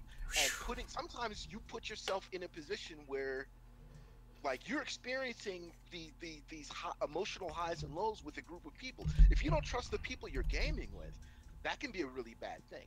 Bad D&D is worse than no D&D, right? So it's important when you're finding a group, if these aren't like already your friends, like the group that I played with for 25, 26 years, that was my core group of friends. Like, we all knew each other, right? But if it's a new group, you're finding them on Roll20 online or whatnot, or if going on, meeting them at a bar or at one of these pickup games, it's really important that you sort of establish what your own boundaries are so that when you come to the table, you can be firm in that. The worst thing in the world is if you don't want something or don't like something that happened, but you're not sure, and you go to the table and that thing happens, right? And you feel terrible, and it's something you should absolutely be strong about saying no, right? Never be afraid to say no. I'm not comfortable with this. This shouldn't happen. And session 0 is the best place to do it. It's not the only place, but it's the best place to do it. To add to what Benty is saying, and especially because I know some of the people in here, like, this is D&D 101, but some of you have played a couple of games before, and some of you might also be DMs. When you're in these settings and creating stories and things, you also have those, a really good game is immersive, and it can on occasion blur or cross those lines between this is where fantasy is and this is what real life is like. So, like, it is on us as people who are telling these stories to be careful and protect people. Like, you cannot drag them, or you shouldn't, if you have even like a fiber of conscience, into things that are traumatic or triggering for them, right? And if those are things that you were doing, and there are recent reports of people doing that, by the way, if these are things that you're doing, these are bad experiences. It took how many years to get to the level of public perception that we have where being or playing D&D is open and accessible to people? And the last thing that you want to do, now that we have finally gotten to the point that it is just as casual as going to a football game, to be at a D&D table, is to then drag people through terrible experiences. Because, like Benty said, bad D&D is worse than no D&D, because it sticks with you forever when you have bad D&D. Until you find really good D&D. Like, if you have bad D&D, you have to find good D&D that's like 10 times as good for you to just be like, it's kind of okay at that point. Plus, it's also really, really rough if the bad D&D winds up coming from a close group of friends, because that can, depending on like your mentality and what exactly wound up happening, friendships get canceled. Like, friendships will get canceled. Like, y'all thought Monopoly was that game. No. Friendships get canceled. You just lose connection with more people. It's just not... anywhere close to a remotely enjoyable experience, because not only did your expectation of fantasy wind up just getting completely demolished, and everything that you were trying to more or less probably try to escape from in reality getting brought in doesn't do you any favors, and then at the end of the day, you're down, your friend count is lower, so you have fewer people that you can talk to and associate with, which just hurts overall. Yeah, I think, and I don't want to scare people away from playing D&D and seeking people out. I think we live now in a time where it has never been easier to play D&D. To find people, I mean, poor Telia, but to find people to play D&D with, or to play any kind of role-playing game with, I don't think it's ever been easier. Like, so you gotta understand, I'm old as dirt. Back in the day, I was playing D&D really before there was internet. There was no social media. So the only group I had to play with was my IRL friends. So we would just get together every Sunday and play, right? When I started playing D&D when I was in second grade, first grade, we didn't have rules. We just stole some dice and was like, we're going to make up some rules and just go adventuring, right? But now with all of the online tools, with Roll20 and with different game shops and with just the popularity of D&D, if you say to someone, I want to play, would you like to play D&D with me? You want to join our group? You want to start a group? Chances are they're not going to be like, what's D&D? Chances are they probably have heard of it, and they might be more inclined to do it. And knowing, and getting back to the session zero, knowing the kinds of games that you want to play in is also really important, right? Like I personally think as a player, you should try to play in as many types of games as possible, right? You should experience the really deep, intricate, role play heavy, multi-session, less combat but a lot more intrigue and character development games. You should also play the popcorn munching, dungeon delving, let's get loot and smash things games. You should play all different kinds of games as a new player, just to figure out, oh, I actually didn't know I would like that, but that was actually kind of fun.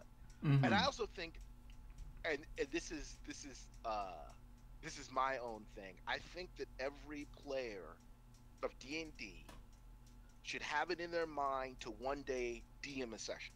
I think being a DM helps you understand how players see the game a lot better. Once you've had to be the person behind the screen and making the rules and making the decisions and bringing people in and seeing what makes certain players tick and what backgrounds fit and how you can take little pieces from different characters and intertwine them, so suddenly these two characters are connected in ways they didn't expect, that connects to the plot in this way. So when this thing happens, this character's surprised, this character's intrigued, this character's involved, and so on. Also because I think just there should be more DMs, more people to DM, because more DMs means more games.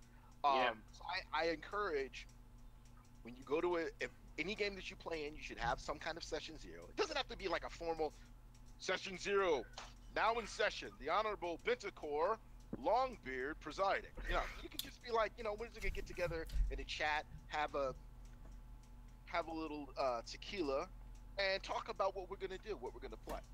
But you should have an idea of what you would like to play, who your character is, what you do and do not want to have in the game, and find out what the other people's characters are, so you can kind of sort of have a plan going in. Oh, and the last thing I'll say about the session zero, that as a player, remember I'm talking about this from the player's perspective, you should push for an idea of scheduling. The biggest monster in D&D, the monster with the most kills, the monster that has slain more campaigns, more D&D groups over time than anything else, is the schedule monster. So, and this is something I wish I had done when I was playing more, but session zero is a great time to say, all right, this is the schedule. We're going to play every other week on Tuesday nights, or we're going to play Saturday from noon to 4 p.m. once a month, or we're going to play, and this session is going to last approximately 10 sessions. or this session is open-ended, right? But there are stopping points, right? Not only does that give players an idea of, all right, 10 sessions means that, you know, that's not a lot of sessions and we're doing it every other week. That means the playing time is really precious. That means when I come to play, there can't be a lot of jokes. There can't be a lot of other stuff. I'm ready to, get my dice on. I'm ready to slay some monsters, level up some guys, stab some dukes in the throat. Whatever I got to do, I'm ready to play. Or if you're playing every week and it's a sort of a lighthearted game, you have players coming in and out. It can be less serious. It can be more. All right, this is more a relaxed kind of game, right? We'll level up as we go or whatnot. But it sort of sets the expectations for the players and the DM. Because once everybody's on the same table, on the same page, as they say, the game moves smoother. You have expectations that can be met, and people have a better time. So a couple of things, because Benty had mentioned this just kind of like casually, and it's not necessarily related to Session Zero, but I think it's a thing about D&D. When it comes to either being a player or a DM, we probably just due to history have this lofty idea of this kind of person that you have to be in order to do those things. Y'all, you do not need to get a verified account. Like, there is not going to be an owl with a scroll attached to it. None of those things are happening. I had played as a player in maybe 2 things that resembled a cohesive campaign before I was just like, I have stories I would like to run, and I just went and homebrewed one. Now, I should have read the book first. Let's talk about that. But I just put things together, and I'm just like, this would be really cool. Now, how do I get someone to run this? I guess I should do it, right? And don't be afraid to do those things. Write stories, because some of y'all low-key feel like you can't write a campaign, but you've been journaling for like 20 years. If you can journal, you can put together a world of things where things are happening to people. Because all you have to do is be able to understand and look at and observe people in situations and put those 2 things together in a cohesive fashion that people could read. Right. Mm-hmm. I think one day when we decide about DMing 101, that's one thing that we could talk about, because I think some of my favorite campaigns that I ever ran were campaigns where we didn't run a Session Zero. I was just like, all right, come Sunday, this is what we're playing. You guys are servants of the goddess of winter. All the other gods are dead except the god of sun. The god of sun is actually a demon. You guys are here to spread ice and cold and snow and save souls. Let's make some characters, get on your ice boat and start hunting whales, right? Like, and they were like, and this was small groups, like 3 other players. And they're like, all right, bet, right? But so if we had done a Session Zero, there would have been more input into the world from our players, right? And you can really get into the woods with how deep you can make a Session Zero.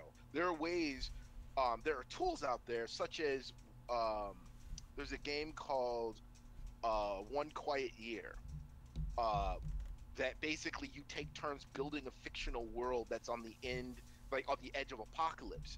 And it's very freeform, but you could use that as a Session Zero to base your campaign around, right? Like, and that is different every single time you do it. There's so many ways to do this, but again, a Session Zero is all about that back and forth between the players, the DM, and each other players, so they can establish sort of, well, if the DM is coming with this story, like Elo, like you said, you have a background and a story you want to tell, the players can be like, okay, this was the character I was going to play, does this fit? And you could be like, oh, well, most of this fits, but I want to change your background here, like you were part of an established order of swords warriors for hire, right? I'm going to name them this because this exists in my world, and I can tell you a little bit about how that fits. And they'd be like, oh, okay. And somebody else like, well, I wanted to play, a centaur.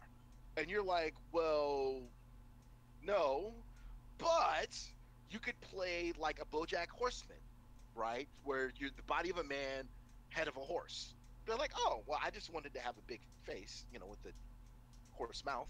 That's fine, you know, or whatever, right? But those are also the kinds of things. Like if the DM is like, this campaign that I want to run is humans only, and you'd be like, oh, well, I wanted to play a dwarf or an elf.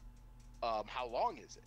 And the DM's like, it's a short one shot thing. I just wanted to tell this kind of interesting story idea I had. And as a player, you might be like, you know what? I want to see this story play out. Let me remake a human. Or you could be like, it's not for me. You know, let this cup pass from me. Well, I mean, unless it has tequila in it, and then in that case, let's not. So, Exactly. a couple of things. One last thing here while we're up here, because we are, I believe, coming toward the top of the hour, is, gentlemen, starting with Benty and then going to Elo. When we're not here, how do these people find your lovely faces? Well, for myself, there's always my Twitter, and I also do stream from time to time here on Twitch under my actual name when I'm not cosplaying as Benticore.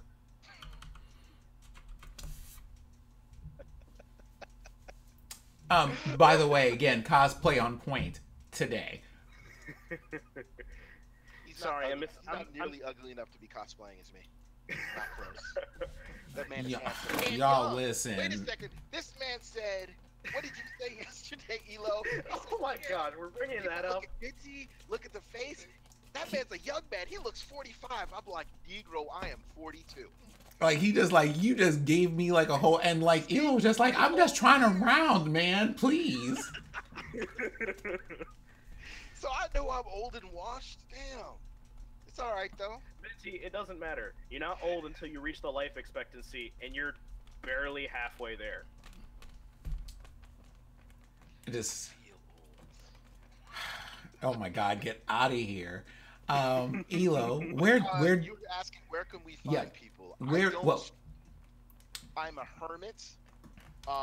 Benty say he's a hermit, but he basically lives in the music channel if we're being real about it, and he got them good pics. Listen, I exist pretty much solely on Twitter and Discord. If you ever have questions about D&D or any kind of role-playing game, like, I'm the kind of person that if you start talking about role-playing, I will get excited and start talking really fast because I love it. Benty, you're being called out in chat. I need you to tend to that, please. But also you can find, I do believe Benty is on the Twitters, if I'm not mistaken. Yeah, all of us are available through Discord. I'm not sure. Sin, you use Twitter too, don't you? Oh, yeah, but we're not talking about me right now. We're talking about you. That's fair. That's fair. But all of us are available through Discord, Twitter, and I've also got my Twitch. I am, I believe Telia has some of that information for everyone, if that is something that you are wanting to look for. I am also on the Twitch, surprisingly, with the same name that is on my nameplate. If you were looking for that, I am on the Twitters as well. I am in the Cookout Discord. There's a lot of places that are easy for me to find me. This woman, Benty, you have had this woman on hold trying to get her D&D life for 3 years. This is a Mari Povich episode at this point. I just want to point that out. Damn. Like, what is happening? This has to be publicly addressed. Listen, I hung up my DMing dice bag books whatever about 3 years ago was when I stopped DMing. How you gonna promise someone a game and then be like, I quit though? I had a group that I played with for over 25 years. It was the same group of 5 people, and we literally started playing first edition D&D, second edition D&D. We went through 3.0, 3.5, Pathfinder, 4.0, 5.0. We played Star Wars, we played Star Trek, we played Rifts, we played Shadowrun, we played you played everything. We played You've been playing since you could pick up D&D tapes from Blockbuster. playing with the same group of old ass geezers every Sunday for 25 years, we was sick of each other. We was like, shut up, I'm done. So when we broke, we stopped. I also stopped DMing, and I haven't DM'd in a while. And I have to admit, teaching new people how to play, bringing new people into D&D is what really re-sparked my love of D&D and role playing. Because there's really nothing greater for me than seeing somebody who's like on the fence, like, I don't know if it's for me, and then they try it, and they roll that die, and they hit that monster, and the table cheers, and they're like, oh, okay, and they lean forward, and they start thinking about their character, and they start doing the voice. Goosebumps. So, and that's why I love it. So, one day I might get back in that DM saddle. One day. Oh, so y'all, he done just low-key told Telia, I am so sorry, but you are going to keep waiting until I'm ready to roll up the game. Ain't nobody got time. Boy, you better put that camera on pause and walk away from this screen. She's gonna come through it to attack you. I also got 3 kids, and I can't say that to Telia. Telia got kids too, so she's like, and fam. Telia, It's the point now where my kids are like, when are you gonna D&D with us again, Dad? Oh no. Yeah, I'm trying to get my kids to DM. That's the next step. Getting my kids to be able to run their own games for their friends. Like my neighbor's got his kids playing too. So you just out here got all these people like, we just need you to don the DM screen once again, and as like I said before, scheduling is the biggest thing. My schedule, because I travel for work, my schedule's insane. Well, that's why there's always even a monthly game. Yeah. I think Telia would be amazing in a game. I'd love to play with her. Telia, I've seen Gloss play. Like, Gloss is she's still running her. She's still playing her game right now. That's why she's not with us today. But I've seen her play. And she's like, like Telia calling you out on like, she just like, give us a one shot or something. Okay, so let's talk about that for a second. Like, again, not on our official list of things, but I just wanted as a reminder, y'all need to be making these character sheets so that we can actually run a one shot, because what we're not going to do is have you go through 5 sessions of this, not have a character sheet, and then y'all take a month to make one. Listen, I have several one shots ready to go. I mean, I could just I'm just saying. I'm not trying to. Are you okay? But I mean, you got the one shots ready, but are you gonna run them though? Are you going to schedule a time on the 2019 calendar and run this one shot? That's what the people need to know. Like, we're basically interviewing right here. Cause you got like 6 people in the chat who are like, I got a character sheet right now. Let's go. And you out here like, I got one shots. Do you? Are you running those? Is that a thing? Are we doing that? That's the difference. Maybe I should have said that the schedule monster is what defeats me. Open and easy. Your lives are beautiful and wonderful. You're blessed with incredible skin. I mean, look at Elo's hair. That's beautiful. Sin's got the full ass beard. Look at this. Honestly speaking, I have this cat right here. Like this, like currently the most beautiful thing I own.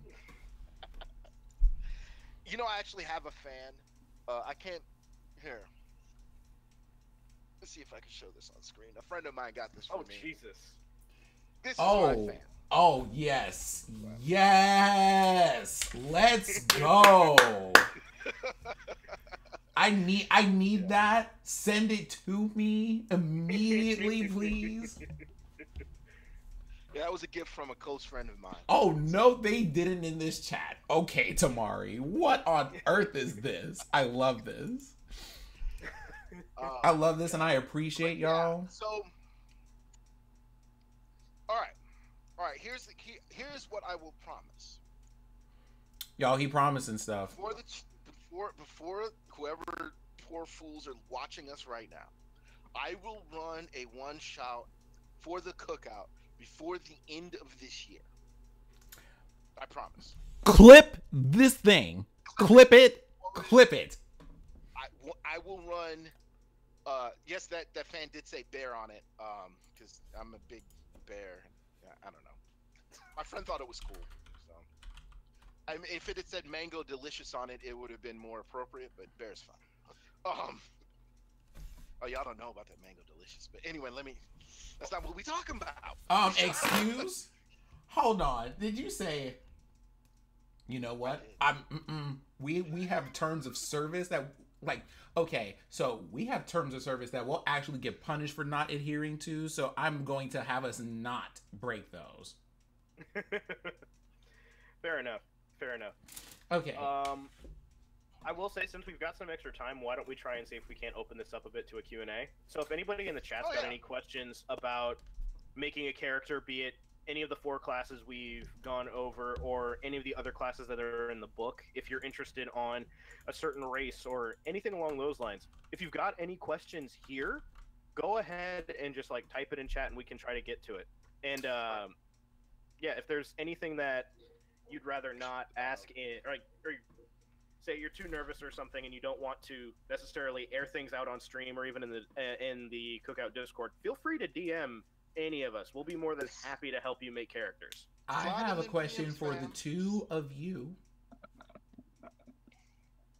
And this is to be low-key about it. This is going to be a very sticky kind of question. So, because it is, hold on, let me look at the calendar here. Give me a moment, please. It is June the 29th. So we have y'all have like 20, like we have like a good 24 hours before they fold up all the rainbow flags and say like we're done for the year, right? Well, before that happens, here's the question I would like to have. Have you had a session 0 or have you run a game in which there are LGBT characters? Yeah, absolutely. And I guess here's the thing, did that come up as a thing in your session 0s if you had those? And we're talking about the PCs in the game, well, like the characters in the game, not necessarily the players. Bonus points if they were the players, but also things like, did you run into characters that, for example, were just like, I am aromantic and asexual? Did you run into characters that were bi or that were expressly gay or lesbian or any of those things in your games? And if so, what were your favorite or most interesting moments with those? Elo, you want to go first? Sure. For me, it was this was a couple years ago. And this was also back before I knew this friend in particular was also a part of that community, just because I never bothered asking and it doesn't matter anyway. And so what wound up happening was they were in this town with their character and they went into the magic shop. They were looking for some magic gear, and they wound up walking away with some really nice enchanted leather armor, because they were a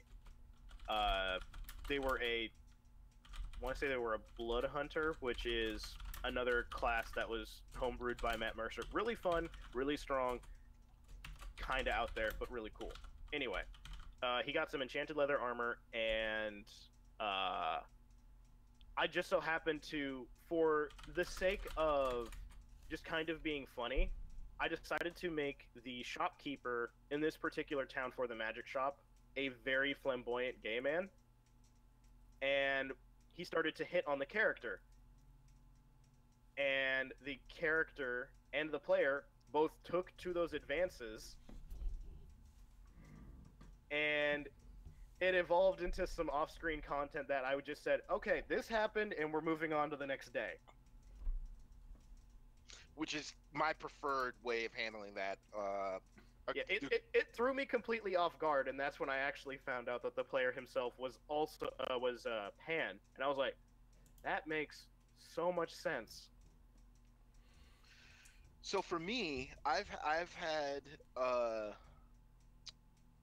number of characters that have been across the.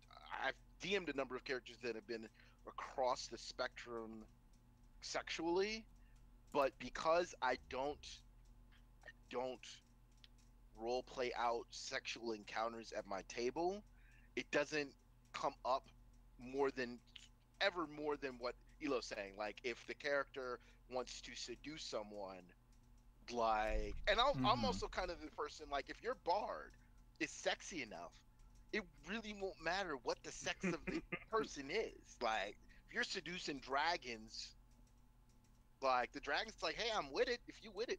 But I actually played we were playing a Call of Cthulhu campaign, and my character was, I made this character, he was awesome. It was set in the 1920s, and my character was a retired cat burglar named the Silver Fox. He was an older white gentleman. We see how this is going. We see where this is going. Gay as the day is long, and he was living in New England, and he had a wife, and this wife agreed to be his front, his, what do they call it? His beard. And because she was like, that's fine, because it allows me as a married woman to do my research and to get my money and do that, all this stuff. And they're like, we wine and dine and have a good time. And the town is none the wiser, although the town was also like, I mean, I don't know, sis. Like, she's like, they're just like, she's inviting people for bridge parties, and they're just like, so, how is the love life? And she's just like, it's none of your business. But he used to be his name was the Silver Fox. He was a cat burglar. He was a badass. So we were hunting down cultists, and he got shot in the stomach by a cultist and died before we could stop the eldritch horror that wound up taking over the world. But it was a great character, and he was one of my favorite characters. Mm-hmm. So, like, you know, but that's one of the things that I find so interesting about D&D. People play. It's perfectly okay to play characters of different genders, different orientations, different types. Like, I think the only danger is if you go in with the explicit purpose of trying to antagonize people at the table by leaning heavily on stereotypes. Sucks. That's terrible. But if you approach the game like, I want to try something new, I want to play somebody different. And you also want to allow other people to do the same. Exactly. Like, I don't want to just always be this handsome, older black man with muscles and a beard who's just so suave and attractive to everybody who sees him. You know, I don't want to be that all the time. I mean, I'm not in the real life. Like, you know, I need a break sometimes. It's hard being this sexy. So, for me, the most I've seen a number of like campaigns, or been a player in a number of campaigns where those things have actually been done pretty well. And funny enough, it was actually with a dragon. Venti, I saw your note there. If you like, just I guess hit that pause button over there. Pause button. Yep. So that we don't break the universe. Between now and whenever that thing happens, but so that way Sin or I don't wind up getting split in half between the three cutouts. But also, thank you so much, Venti, for being here, for sharing with all of us your wisdom and these interesting stories, which I honestly want to hear more of. Go and visit him in the Tabletop channel, because he's about to step away from the computer, but I guarantee you, if you put a ping in that channel, he will be right there. But remember, I said it on stream. Telia has it recorded. We're going to run some one-shots. Some will be on stream, but we could do things off-stream as well. So if you haven't yet, if you're nervous about it, now is the time. Get that basic rule set. Start rolling some dice. Come play with us. Like, and tequila. I'm not going to name names, but if you have played Vampire, D&D is a breeze. I'm not naming names. I'm just saying. I mean, you can name All right, me. but I'm I'm playing letting you vampire know right now in I that gotta game. run because my family needs me. So until next time, Being you the know, reliable dad he is. may the D20 always come up in your favor, and elves suck. Take care, sir. Wow, So, I genuinely did not expect so much elf hate in my D&D community. so, um, he did the thing. So, um, And we're split again. yep, we are. That's okay though. So we're just going to, take this moment over here to do a thing, real quick. I'm going to put on the short break screen. Hopefully, actually, I don't know if I can do that.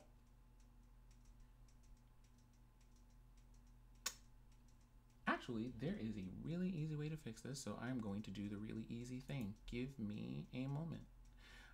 While we are talking about all this stuff, though, one of the things that I've gotten the chance to experience is just having a really good, like just having a really good set of games. So what you end up getting is a thing wherein people express that they have a romantic interest and they're able to look at that romantic interest, and it ends up going especially well because people have an understanding of what they're going to get and what those expectations are and everything else, and no one freaks out about it. Like, they just don't. And being able to have those moments where you can just be like, hey, I just like the people I like, and we're just not going to make a big deal about it, and your DM just goes, all right, sure, is great. But to answer your guys' questions in the chat, when it comes to elves, I don't know what it is necessarily that is just the epicenter for why there is just so much hate towards elves. I guess I think the thing is that there we go. I have done a thing. Everyone can now enjoy the experience of seeing both of us together at the same time. No shipping at this moment in time, unless this is something that Alacrity wants, at which point you are free to ship. Until then, however, no shipping. But I'm not for shipping IRL. It's all for anime and video games. I mean, I guess that's fair. So that's just how it is for me. I mean, you can't argue with that. It's kind of difficult to, and we're not about being unreasonable around here, are we? I think most people's like frustration about elves, and I don't know, because people in D&D can be kind of particular about things sometimes, is that when you're dealing with both of those particulars, right? You also get people who are just like, well, we're just going to be elves because being elves is easy. They get advantages on everything. Like, there are no things that it is ever a bad idea to be an elf while doing. Yeah. But I think another part of it also is just kind of somewhat linked to the fact that for the longest time, also just when it came to fantasy culture, elves were always viewed as like not necessarily the perfect race, but like the race that closest resembled by the gods. They were the progenitor of all the other races and all this other stuff. They're almost always the longest lived race, unless the fantasy world also ends up including demons and angels. So it's just, there's so many things that elves have strictly based off of the history of the fantasy genre, just due to the fact of, like, say if we have the Lord of the Rings elves, they're immortal. They can only die by being slain. There are other instances where elves are the most gifted at magic. They have they're the most gifted at magic. They have all the proficiencies. Like, it's just this long list of things.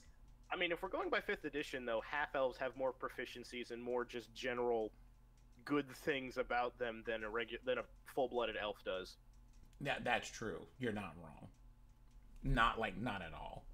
Yeah. So like when it comes to the two most like blanket classes of we can do pretty much whatever we want, it's the two races that are the easiest to do that with are a human and a half elf.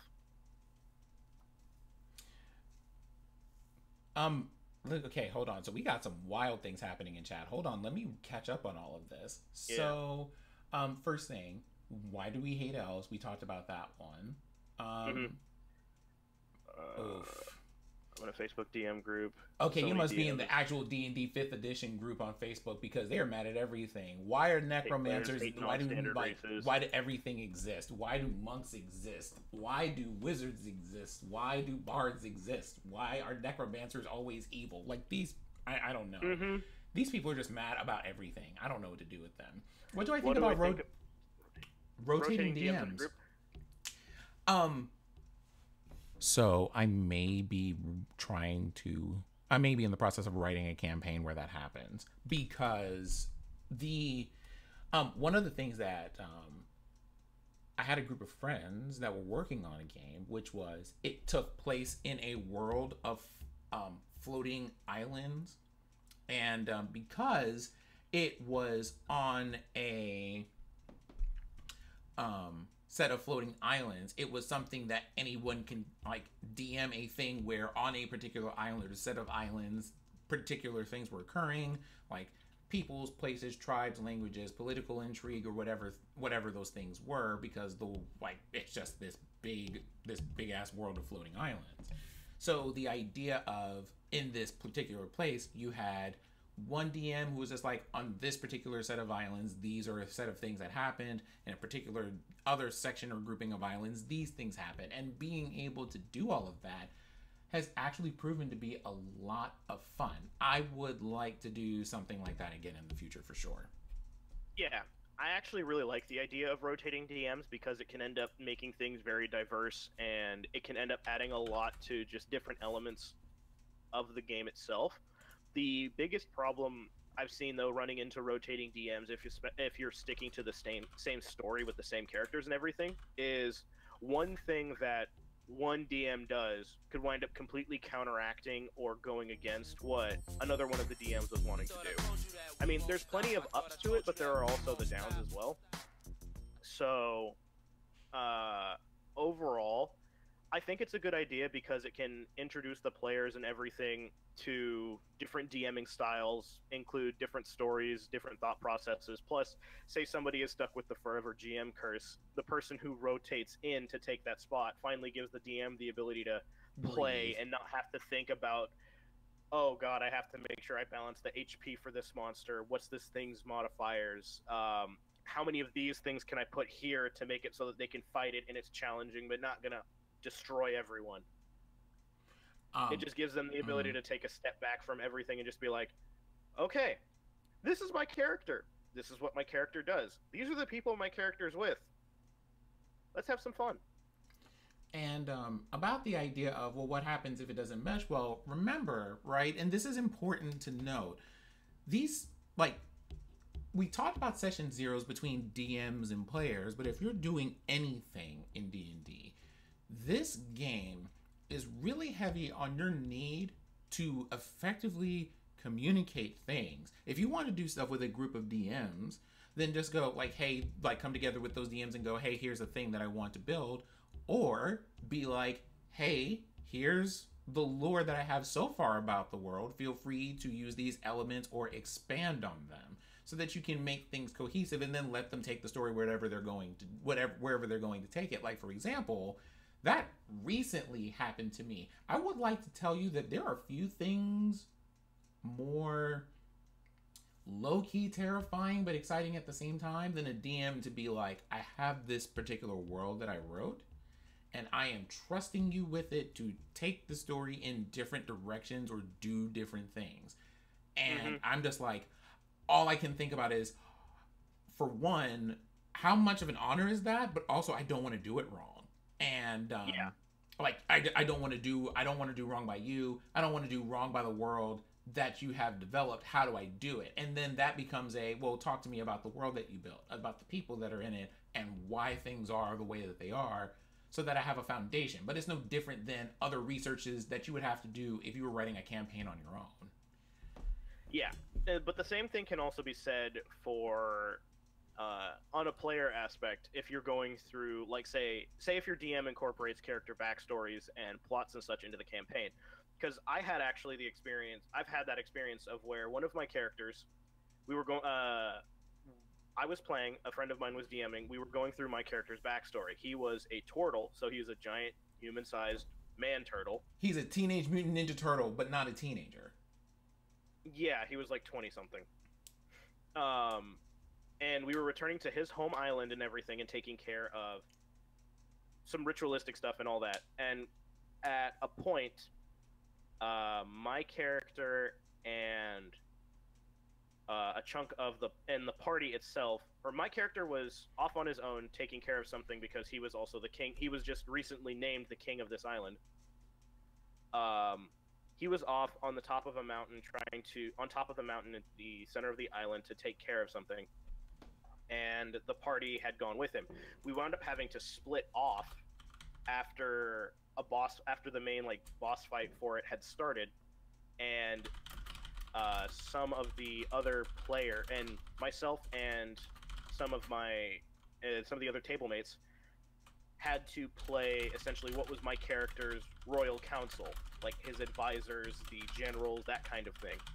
And I came up with the characters, like the personalities and everything that I had for each of these people, since this was not too terribly long after a time skip. So I had an idea in mind of how some of these characters were supposed to act. Mm-hmm. This kind of came out of nowhere, that we wound up playing them, and also how the DM decided who got which character was by rolling dice to see who got what. And it was funny because the person in our party who hates clerics the most wound up being the life cleric. Oh wow. So it's like not even the cleric, but the one that they probably least wanted to be. Oh yeah, very much so. He hates life clerics the most. Wow. But one of my friends wound up playing one of the generals who was a barbarian. And the direction that he took the character, it was funny and it was fine, but it's not what I had in mind for the character. So watching him play out his version of this character was almost painful, just because of the fact of I had this thing in mind for what you're just I like, had. That's my baby and you're doing it wrong. Exactly. Because the whole thing of just like, I had this idea in my head for how this man acts. He's very gruff. He is very tough. He takes no shit from anyone, and he is the first person to jump headlong into battle. But he is very serious when it comes to fighting, but he gets a thrill out of it. He's not a comedic style character. And he wound up being turned into somewhat of a fairly comedic style character, well, keeping some of his same attributes, like the battle hungry, first to jump in, and that kind of thing. But again, at the same time, it's just he was kind of like the over the top, like, battle hungry uncle that you would see in like some kind of fantasy anime. Mm-hmm. But when it came to fighting itself, if he wasn't like overly enjoying the fight, he was still a relatively serious guy. Maybe a bit of a meathead, but still a serious guy. Not somebody who was borderline senile and making jokes. You know, and I feel that if I were in that same situation, I probably would have done the same thing. I have specifically gotten myself into a situation where I have made a bard pilot in a dark matter game that is like Maze Hughes, because I like that interplay between, oh, don't they just look friendly and cuddly and fun, and he will fucking cut you. And walking that really fine line between those things is fun for me, but I feel like you would have been like, you know, the parts where you like want to like cut some people and like lay down the law are like great. I just need you to be that person all the time. And I'm just like, but I have baby pictures. Yeah, it's the whole thing of, look at my daughter. Isn't she amazingly adorable? I love her so much. You touch her, you're dead. Mm-hmm. And then just do those things. This has been a lot of fun. And by the way, Elo, how long have you been DMing now? Well, back when I first started playing D&D, I started trying to DM, and this was back in 2010 with 4th edition. I had absolutely no idea what I was doing. I tried to throw some things together, but I couldn't make heads or tails of it. So I stopped playing D&D maybe a few months after, and I stopped until about 2014, 2015. And that's when I started playing 5th edition, and I started DMing maybe 2 or so months after that, because I was going to a game shop playing in an adventure league, which is sanctioned D&D events put on by a game shop. And one of our we wound up having too many people, and one of our DMs wound up calling out sick. So I actually wound up having to run a session for the group that I was playing with normally. So normally I'm a character, but I had to DM it because I was one of the only other people who had like a modicum of DMing experience. Surprise! It did not turn out great, but it was still there. So all in all, I've been DMing for about 5 years now. So that means he has a good 5 years worth of things to tell you in the tabletop channel. Like, we're not playing. Be in the tabletop channel. Come and talk to us and hang out and stuff like that. Please do. We encourage it, and we're always willing to talk and want to see new people. Elo doesn't bite. Benti doesn't bite. I don't bite first. and that's that on that. I do believe Jay Stunna in the channel is going to be queuing up to get ready out here and continue to entertain you with the marathon of all sorts of cookout goodness that is happening this week. Or for the next couple of days, I believe. Do keep in mind, there is, although it is not on screen, right? There is, you are not wrong. I'm just saying, you're not wrong about that last statement in chat. I'm just going to leave that right there. I'm not going to read that, but I see you. There is a fundraiser happening. We are gathering the money so that we can do more community things like artist commissions and otherwise being able to pay people for things, creative things that they do. So if you want to be here to help build all of the to help build stuff over here, and you can contribute and you are able to, if you are in a place to do that, please and thank you, feel free to do so. If you need directions on where to find the relevant links and things like that, I do believe Telia will have the goods on that information. And also, because I promised that I am going to do like a whole video on that, I just want to put out here, we're coming to the end of June, but you know, like all of these, there have been a lot of stuff that we had. I think we had like a whole week of people doing LGBT stuff here for different streamers and featuring those and stuff like that, for both LGBTQ plus people and for all of us as POCs. The solidarity continues, right? So like just put that as that 24/7 365 and a quarter relatively on your calendar for like forever, or until these people start making sense on my Twitter timeline, which is again literally going to be forever.